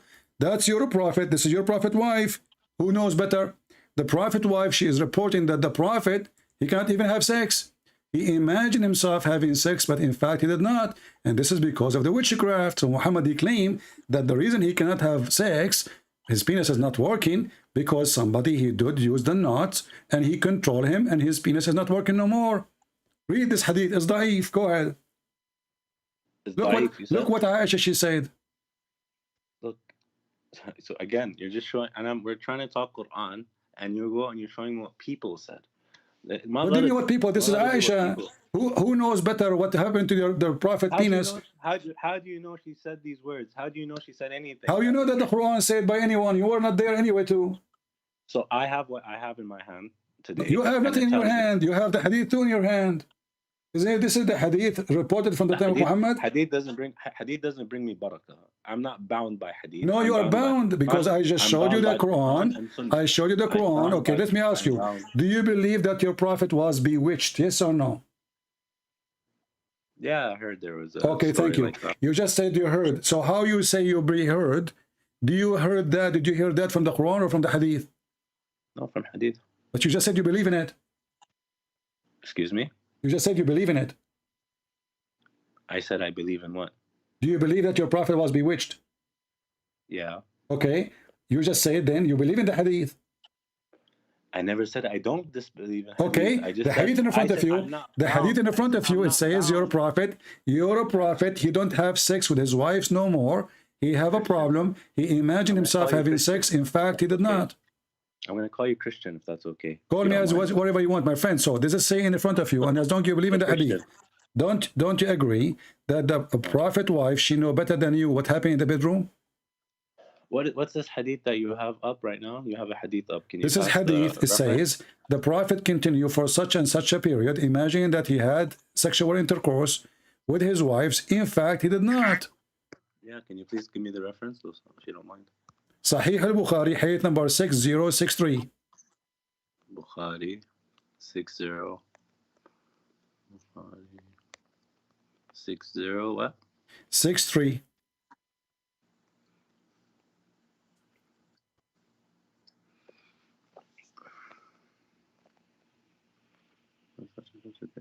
He slept with his wife, and in fact he did not. One day he said to me,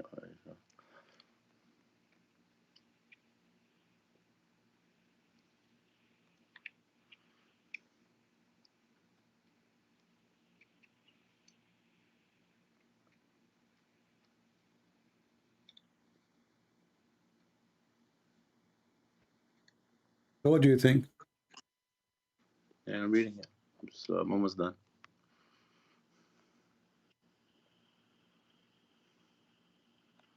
Okay, so how does this have to do with the ayah we were talking about? Listen carefully. Listen carefully. The ayah speaking about Muhammad suffering from witchcraft. The interpretation we showed you. It doesn't talk about witchcraft, him suffering from witchcraft. It doesn't say anything about Muhammad. It says about Muhammad. You see, we mentioned 2 chapters. You are the one who mentioned them to me. You forgot the chapter of Al-Sharh, chapter 94. It says there's weight at your back. The back of Muhammad is not functioning.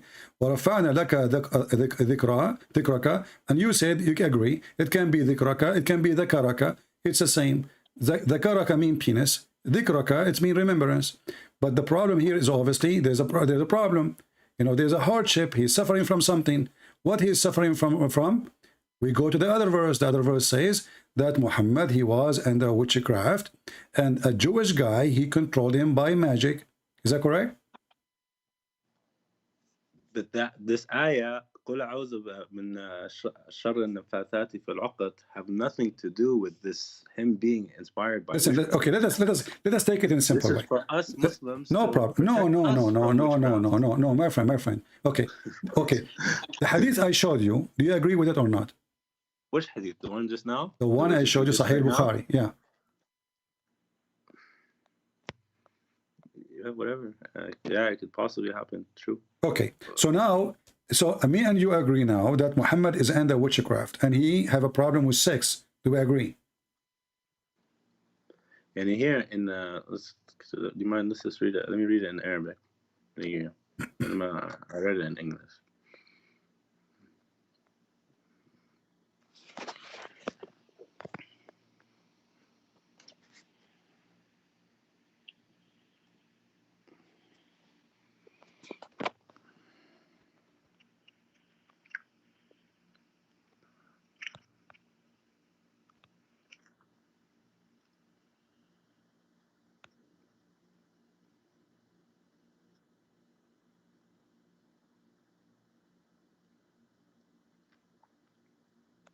All this time to read this? I can read it in 2 seconds. No, I have to open it again. Sorry. Just found it now. It says that the prophet, he imagined himself having sexual intercourse with his wife. In fact, he did not. It doesn't. See, in Arabic, doesn't actually say sex, like having. No, sex. it says that. Just يأتي أهله. Yes, يأتي أهله. It means he cannot have sex. يأتي أتى أهله mean he could not have sex. It could easily It says here, my friend, listen, don't waste my time. You see, the second I notice that the person is being a kid, don't force me to hang up on you, please. Even the Muslim translation saying he could not. Okay, listen. Why the Muslim, they will say sexual intercourse if it's not sexual intercourse? Why you Muslim in the translation? Why you Muslim in translation say so? That's their problem. Okay, my friend, anything I show you, it's their problem. Get lost. And they said to you, you hang up on people. I showed you the interpretation. This is their problem. You are showing me what people are saying. Aren't you people too? Maybe you're an angel. Maybe you are God. It's their problem. So anything I show him, you say it's their problem. No, it's not my problem. It's your problem. This is your book. Yeah, let's go with this guy.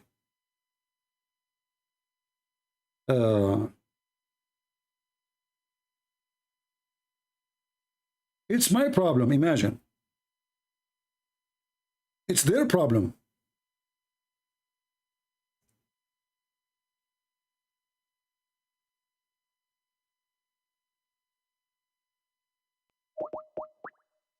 What a joke. So a person, he is under black magic. How we can trust him that he received a word of God? Can you believe it? Hello? Hey CP. Hey, my friend. How are you? I'm fine. You have a friend with you? Yes. Do I need to send him your username, or he can join this? You can call him. You can call him. He will just add him to join the conversation, and you can hang up if you want to when you want, or you can do it yourself. I will add him. Okay.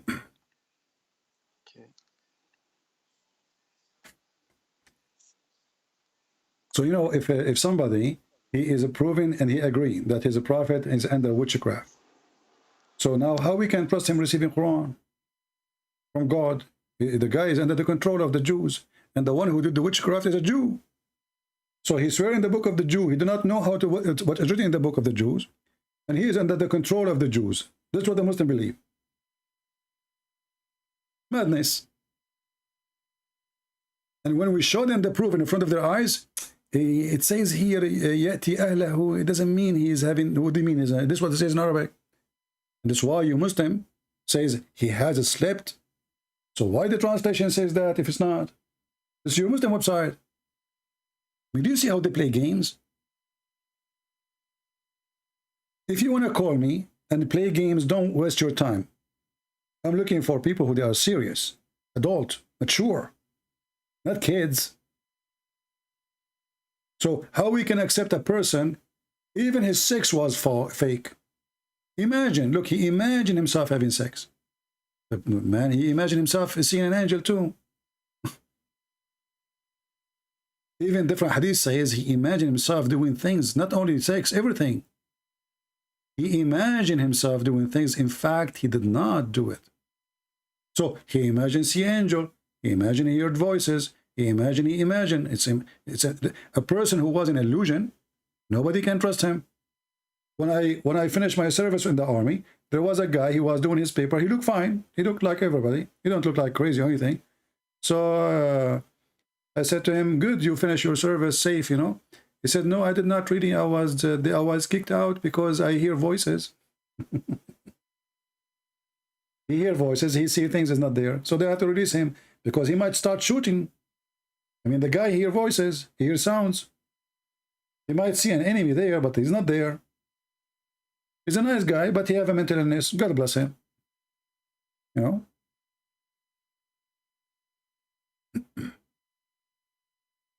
He's calling as a friend. I hope he will join us.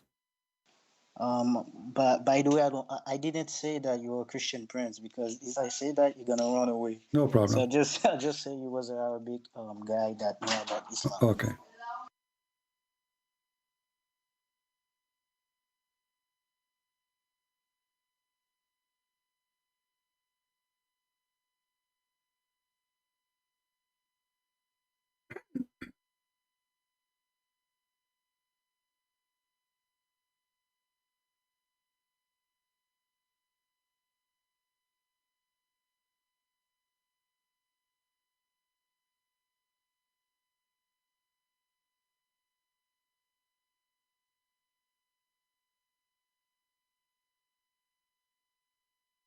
We are waiting for him to join. I lost my voice actually.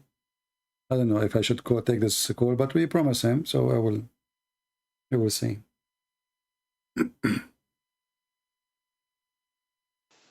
CP, can you just give me 2 minutes? I'm gonna call him back. No problem. My friend, if not today, we can do it tomorrow. No problem. It's okay. Okay, tomorrow at what time you gonna? I don't know. You see, I don't know when I go. Like I have 4 wives, and then no. Sometimes I have to wash dishes. You know, 4 wives. What you can do? I understand perfectly.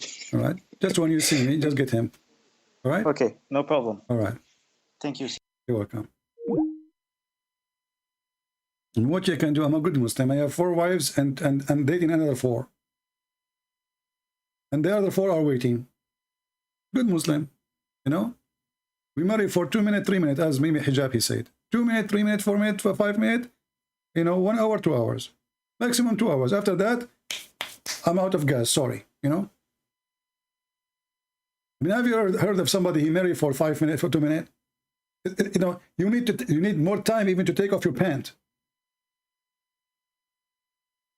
2 minutes. Are you a rabbit? Even rabbit don't finish it that fast. I mean, when this Mimi Hijab, he will lie about Muslims, he's accusing the Muslim Sunni that they marry for 2, 3, 4 minutes. Are you sure?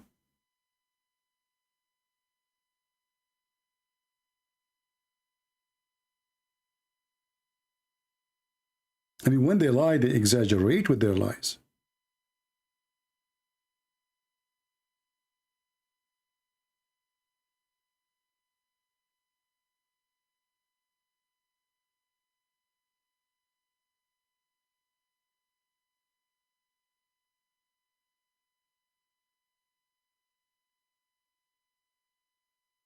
A minute. I mean, are you sure? Don't you think it's like Muhammad Hijab? Don't you think you are lying? I mean, come on, 2 minutes is too much, my friend. I think it was 30 seconds.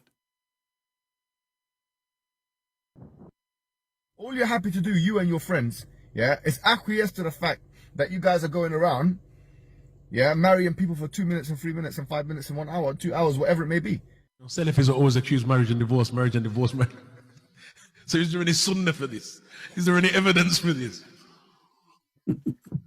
كذابين, by the way, ikhwan. Yani that is one of the most evil statements that is made against the people of Sunnah. Anyone who's familiar with the other communities will know that the affair of divorce among them is far, far more disproportionate than among the people of Sunnah. But it is us who are highlighted, that is it. And that is the manner of those who fight against the people of Sunnah, da'iman wa abadan. They will look for any excuse to highlight the people of Sunnah as evildoers. Apparently, our brothers at SP, there is someone among them has married 60 times apparently. Brother, 60 times. There's no way 60 times. It was 59. So you see, Muhammad Hijab, he is accusing the Muslim Sunni that they are doing mutah non-stop and they marry for 2 minutes, 3 minutes, 4 minutes, 5 minutes, 1 hour. How good is that?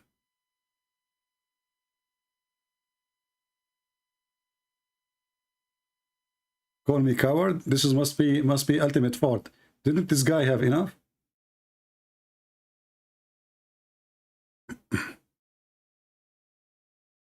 Hello?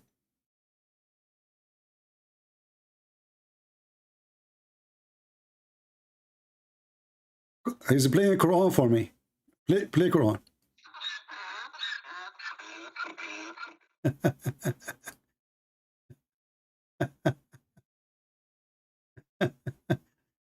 Well, you know what? I have a verse for you about this. Look at the stupid God, the God of Islam. He claimed that the most harsh voice for Allah is the voice of a donkey. Have you ever heard a stupid statement more than this?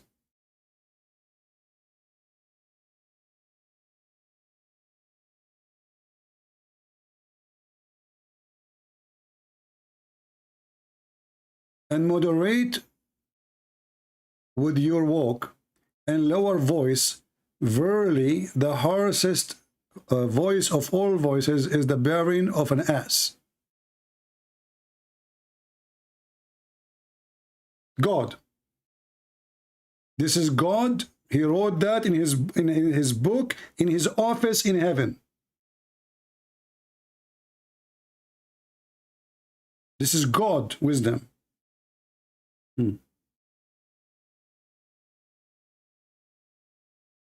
Must be true, brother. And the funny is that Muhammad's wife, his last name is Donkey, and Muhammad's last name is Dogs. What a zoo. Muslims, all your laundry is here. Anything you say to me, I will show you something will be embarrassing. Anything. You are talking to Christian Prince. All the underwears of Muhammad is here. That's why my room stink. Yeah, mean, disgusting. MashaAllah. I mean, even the Prophet, when he used to have sex with his wife, have you ever heard of somebody dry his hands in the wall?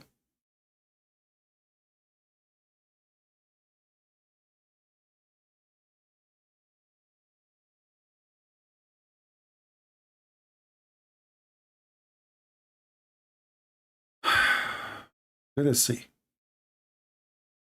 Imagine you are a prophet of God, and the Muslim, they say the best of man is Muhammad, and he is the best example. So now Muhammad, he had sex. He is going to clean himself. He have sexual relationship, brother. So what he do? He cleaned his private part with his hand, and then he rubbed his hand on the wall.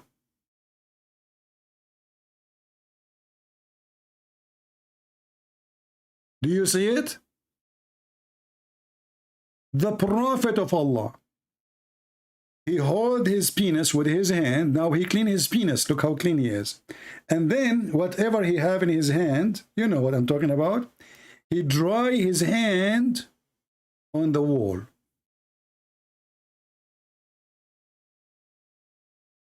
And supposedly he's washing now. And the funny is, the Muslim, they say to you, what a dream. The Prophet was masturbating at night, so he have all the wives in his bed, and yet he is not sleeping with them. So he have the guy who have what a dream, obviously he did not have sex with his wives. I mean, you see, if a man, imagine he is single. I say, is a man single. This guy, he have all those wives. So what do you mean he have what a dream?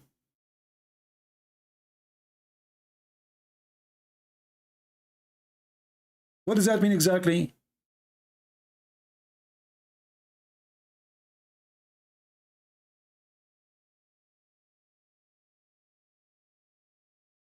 Anyway, I think we have enough for today. Did we have a good time, guys?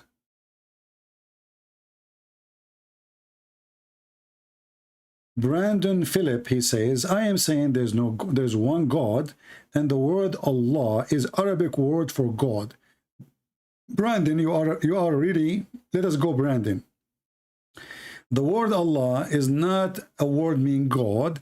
Otherwise, Muslim, they should say in the Shahada, there's no God but God. But they don't say that. They say no God but Allah. Go, dummy, don't come here again.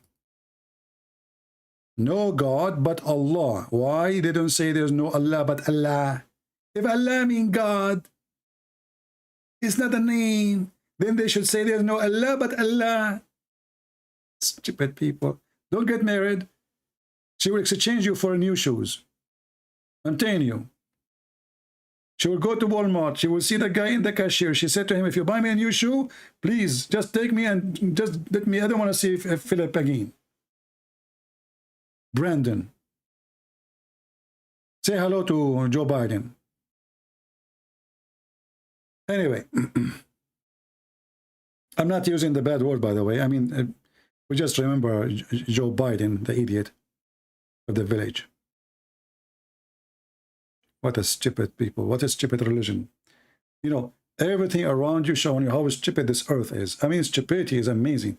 So the guy is calling me to ask me, what is the proof that the Bible is from God? I show him from the Quran. He says to me, imagine I'm atheist. Well, what the heck?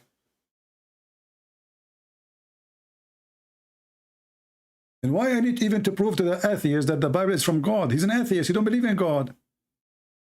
He have to believe in God first before we can prove that this is a book from God or not. Otherwise, I'm wasting my time. Imagine I say to you, I'm speaking to a guy, he don't believe there's no God. And then I say to him, I will prove to you that this is coming from God. But he said, I don't believe in God. So first we have to debate about if God exists or not. Then if he agrees there's a God, then we can see if this is a book from that God. Low IQ, zero intelligence. And you know what? If you are a person who have intelligence, you will suffer. I'm warning you. You will suffer in this earth. When you look around you and you see stupidity everywhere, you will suffer.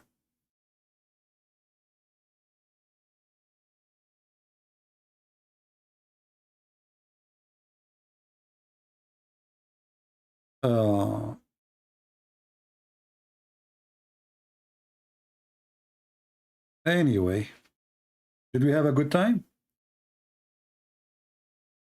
Did we have a good time?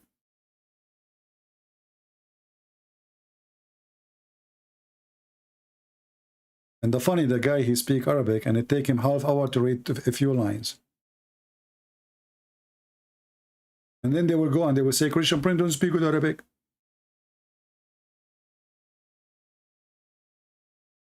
And they will find that their sheikhs is the one who don't speak Arabic.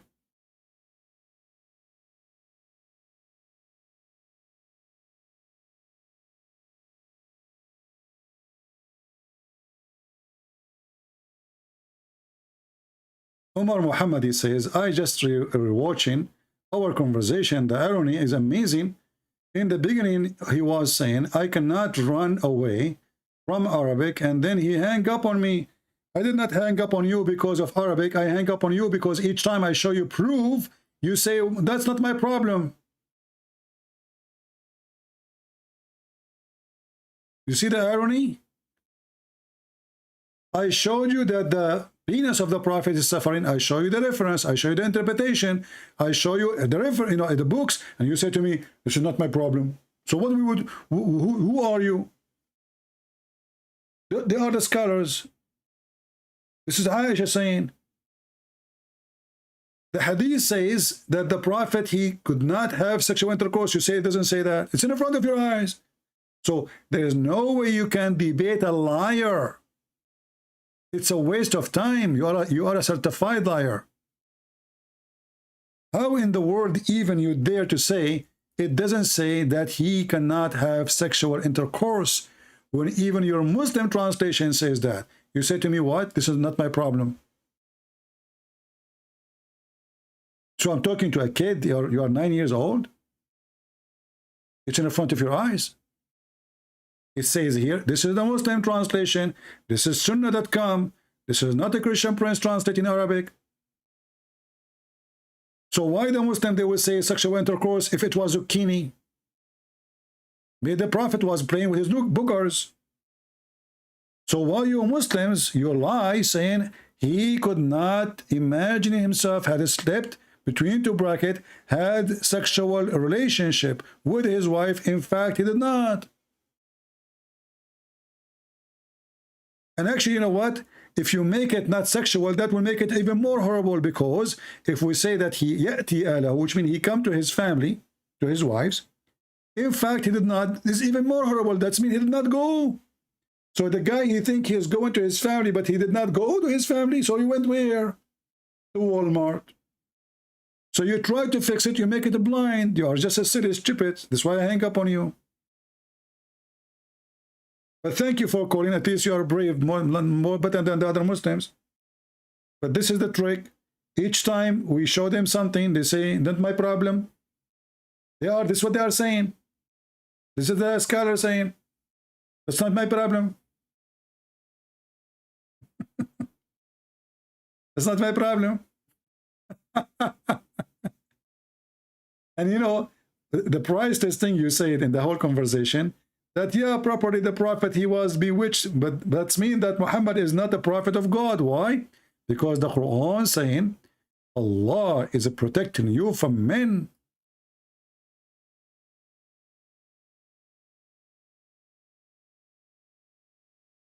Isn't it the Quran says that Allah is going to protect Muhammad from man, from mankind? So how Allah protect Muhammad from mankind, and he was under black magic? Chapter 5, verse number 67. And not only that, Muhammad not only was under black magic, he was killed by poison. And not only that, the funny Muhammad, he said that if you eat 7 ajwa, no poison can kill you and no black magic work on you. And guess what? Both of them happened to him.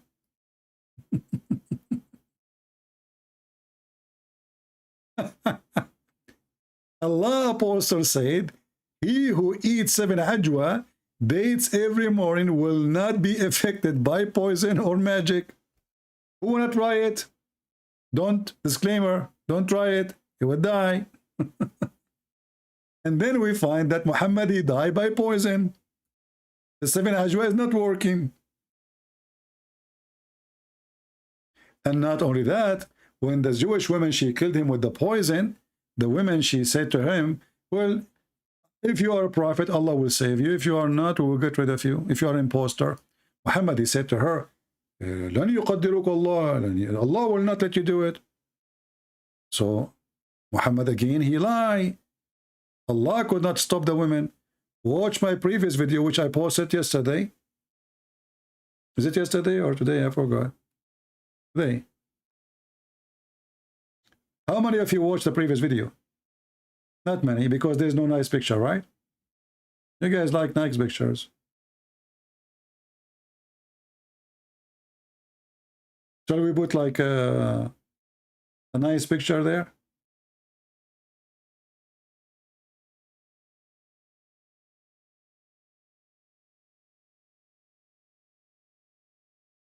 Hmm?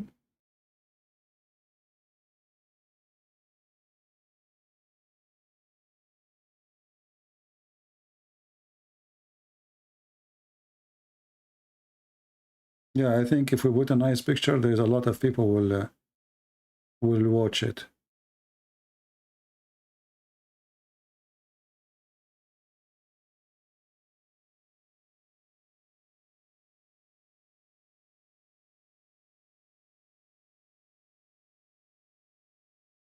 Okay, let's see this one.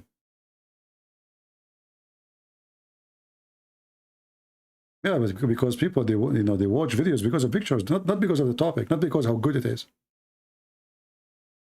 Seriously.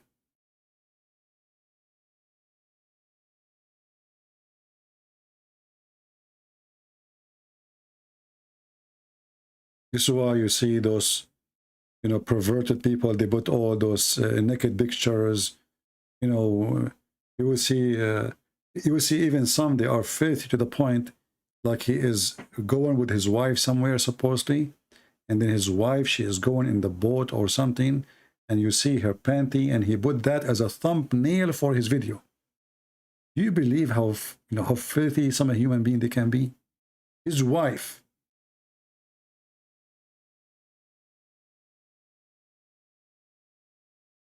just to make a view.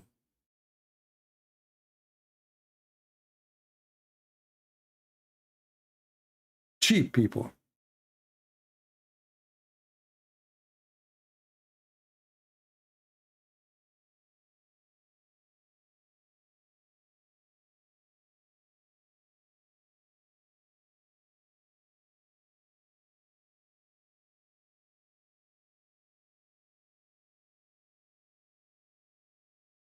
Let us see.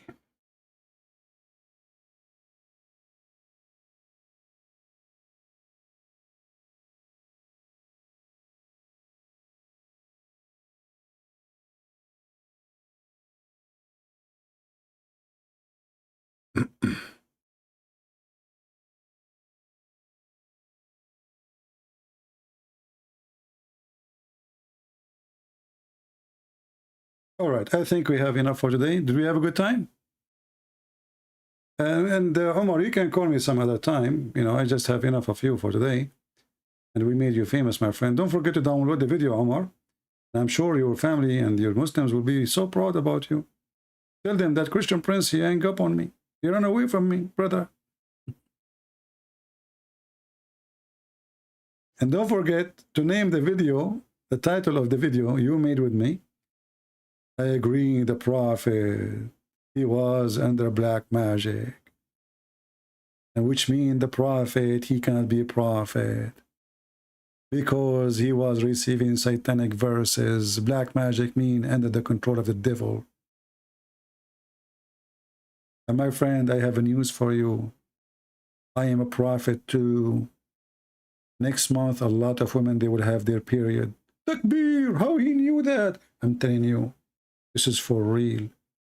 I have more news for you. Tomorrow, not next year, not next century, tomorrow is going to rain in many places in the earth. No way, prophet, how you know that? I'm telling you, and not only that, tomorrow there's a man, his name is Muhammad. He's trying to have sex with his wife, but his penis will not work. He will go to eBay or Amazon and he will buy some Viagra. Allahu Akbar. Prophet, how you know this is about me? I'm not talking about you, you idiot. I'm just saying Muhammad. Is your name Muhammad? Yes. A prophet of God. You do not know where the baby is coming from. And Allah, he placed mountains on the top of the earth. And ice is coming from mountains in heaven. What the heck? I can do better. Trust me, I will make prophecies. None of those is the stupid Muhammad prophecies. Unbelievable. Death by chocolate? Your prophet did not die by... And you know, the funny is, the goat, she told Muhammad, when he was eating the goat, I have poison. Can you believe him, guys? The goat, she told Muhammad that I have poison, don't eat me. But the prophet, he ate from the... I mean, did you see how late is the goat? You stupid goat, shouldn't you say to him before he eat you? I mean, what's wrong with everything went wrong with this guy? Allah, he told the goat to tell Muhammad not to eat from the goat because the goat, she had poison. The goat, she told the prophet after he ate. That is deep. That is so deep. Now the goat is cooked, in case you do not know. And the goat is pieces, in case you do not know. And every Abdul around Muhammad is grabbing a piece of meat, as you know. And now the goat is talking to Muhammad, as you know. But the stupid goat, she spoke after the prophet, he ate the goat.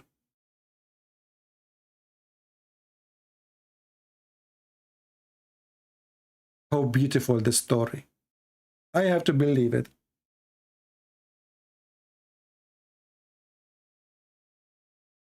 Where is Allah to send Jibreel, say to him, stop, don't eat it? He's waiting for the goat to say, here we go, the goat is late. And why Allah could not save Muhammad? This is Allah, can't he save him? So what if it's a poison? You know? Do you know how many women they try to kill me? You will not believe it. A lot of women, they put poison. You know, once they put poison for me, this is true story by Sahih Bukhari. Once in the ice cream, I got them busted. I don't eat ice cream. You know, they put the ice cream in front of me, and they were waiting for me. Eat. It's okay. No. Eat. This is, you know, I don't eat ice cream. You know, they give me apple. I don't eat apples. You know, they don't know. Like, you know, they try everything, brother. Jibreel, he told me not to eat since I was born. You know. Unbelievable. Those are true story, by the way.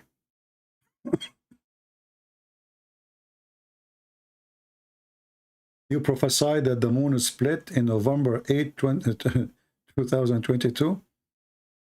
And my friend,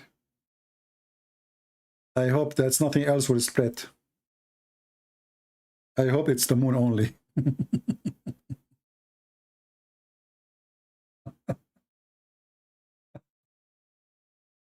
Oh boy.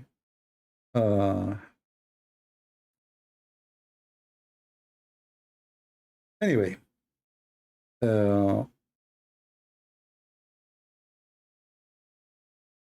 Allah al-Nas, but you would say Ilah al-Nas. Yeah, Ilah is a word. You see, Muhammad is, again, he is a thief. That's why if we go to the Quran, in chapter 1, you will see it says, Alhamdulillah. Not Alhamdulillah. Why? Because the name is not Allah, the name is La. La, the moon god. Alhamdulillah. Li in Arabic mean to. To who? La. That is the name of your God, in front of your eyes.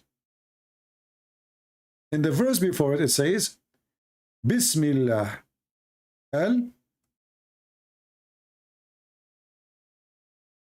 La. Al is a word mean God in the old Aramaic, is a word mean the in the Arabic today. So Al-La, Lil-La.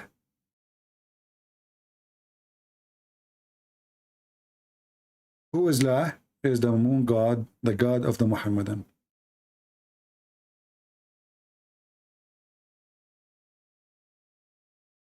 And the same we find when we go to the chapter 36, verse number 1. It says, Yasin. Ya is a word meaning God. You can search it in Google. Don't believe me. Don't believe me. Don't believe me. Anything I say to you, check it out. You will see how stupid this version is. Ya. This is 37. Yasin. Ya is a word meaning God. Sin is the other name of La, the moon god. Sin. This is why even in English you say sin. Sin simply is a word coming from the pagan time when the European, they used to worship sin, the moon god. So the Christian, they said to them, this is sin, which means this is pagan. This is from the pagan time. So, sin. Look, the Muslim interpretation says, Allah knows best what he meant.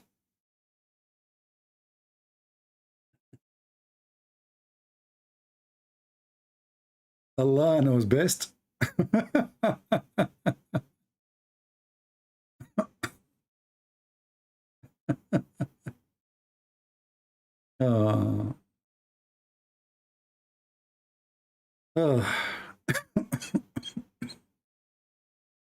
Allah knows best. Allah, he sent them verse, and Allah knows best what he meant.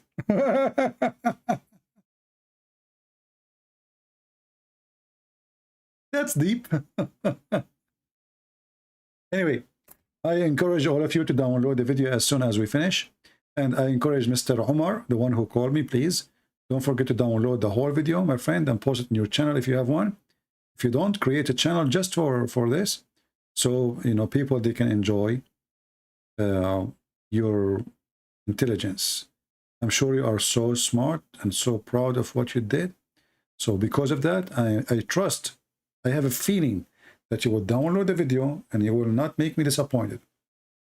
Please, I want Muslims to download my videos, post them in your channel.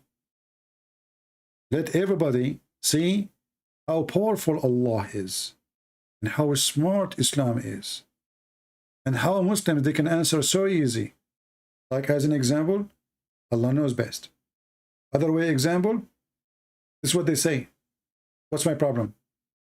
Other example, maybe. Very, very serious answers. And those answers, nobody can play with them because they will hang you in the air. But all those things doesn't work with me. Maybe doesn't work with me. What's my problem? Doesn't work with me. I don't agree with the Muslim translation. You say that to me, it doesn't work with me because you are the Muslim. I'm the Christian. I can say this is a false translation. I'm the Christian. You are a Muslim. It doesn't say this. Doesn't say that, CP. So anyway, I hope you have a good time. I want to thank you. Thank you. Did I say thank you? I spoke as a Middle Eastern. You believe it? I want to thank you. No, don't say thank you. We'll thank them like a ship. I want to thank you for being here. And don't forget to make a comment. I know most of you are cheap. Cheap in everything. Unbelievable. They're cheap in making, not only they don't make a donation, they're cheap even making comment. Like at the least, man, make a comment. And look, they said to them, because you are cheap, you don't make a comment. And then what they say to me, thank you, Christian Prince. This is a comment? I mean, look how generous they are. Thank you, Christian Prince. Wow. It took you a lot of time, my friend, to write the comment. Thank you, Christian Prince. That's deep. That is seriously deep. Or the other one says, I'm first. Look at this guy. He think he is coming for a match, and who wanna jump in the field first? I am first. Then the second one come and says, I'm second. That's deep. Philosophers. I'm first. I'm second. I'm third. Wow. And then other guy, he says, how come nobody is making comment? Supposedly he's making comment. This is a comment. How come nobody making comment? That's deep. That's so deep. And you wonder why Muhammad exists? Many, they are qualified to be Muhammad. So my friend, if you want to make a comment, make a real comment. We have many topics, serious topics. Show us your intelligence, show us your knowledge, show us your thinking. Show us that you are a smart person, not just a listener, but a thinker. If you don't think, what's the difference between us and other creatures? Even other creatures, they think. But maybe they just think about how to make living, how to survive. You know, we are a human. So think as a human, act like one, so you can be considered as one. And this is why Jesus, he came to this earth, so he can bring us back to our humanity.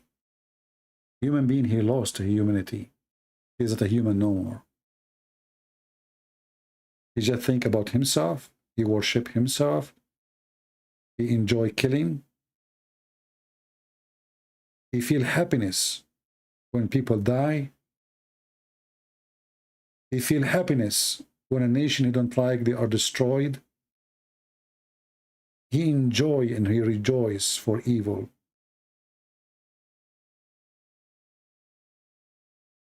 Islam will do that to you. Jesus will not approve it. So I say, come back to Christ, come back to humanity, be loving, be Christian, love your enemy, not by giving them hugs as some false Christians or hypocrite. The one who loves his enemies is the one who shake them, the one who made them wake up, the one who say to them the truth so they can see it and they can save themselves. Not by saying to them, I respect your prophet. I don't. You're a liar. Why you respect a killer? Why you respect a child molester? Why you respect a criminal? Why you respect a false prophet? Just because you want to be a hypocrite? Just because you decide to become a politically correct person? Those who they are politically correct, they are the last people to enter heaven. There's no heaven for them. For they take lies as a business, as a lifestyle. They have no future. And they have no present. They are even lying to themselves. They say things, they themselves, they don't believe in it. Just because they want to be politically correct. We Christians will reject that. And we reject those people.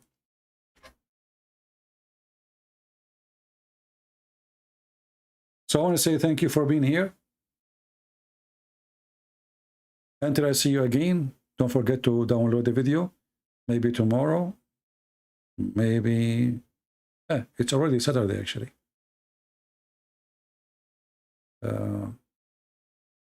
Man, how many hours I'm here?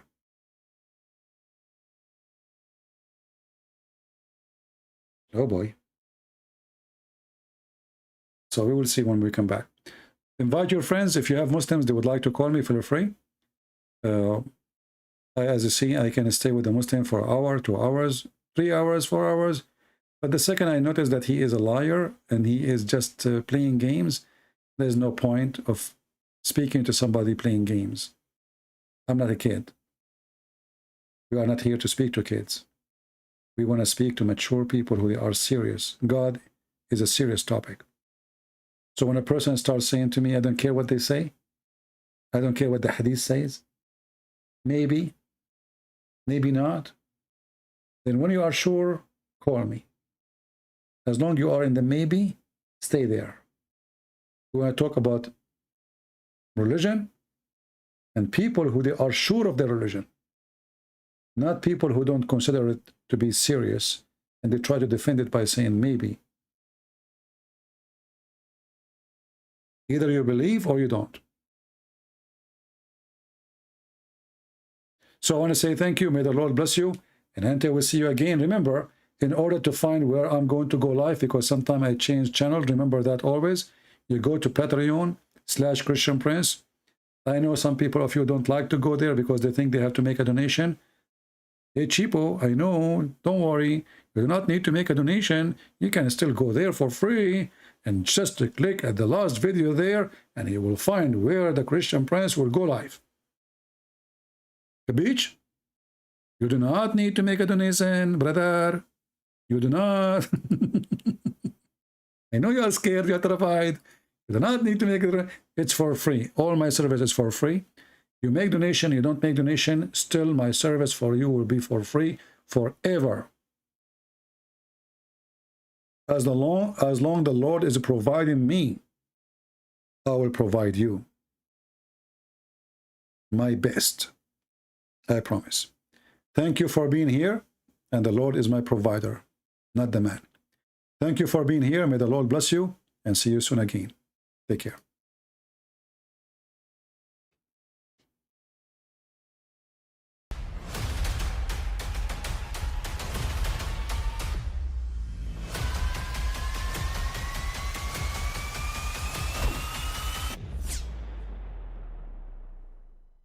I mean, again, he doesn't know who Gabriel is, right? Because he didn't come from an Abrahamic faith.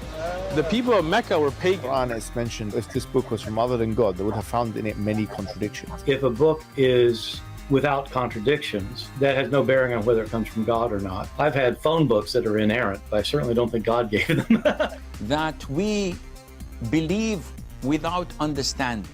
The brother asked a very important question, that most of the scholars say that listening to music, watching movies, and most of the television programs, they're haram. So how can we have fun? Let me tell you, brother, at the outset, that having fun is permitted in Islam as long as the fun is halal fun. That the standard narrative has holes in it. The Prophet tells us because Satan or the devil sleeps over our nostrils. Those who oversleep and not pray Fajr on time, Satan urinates in their ears. I really do think Jesus was crucified and that he really was dead and buried. He thought that he was a son of God in the sense that he was specially chosen by God. I think Jesus really did think he was going to be the Messiah, the future king of Israel. I mean, that is, after all, why they crucified him.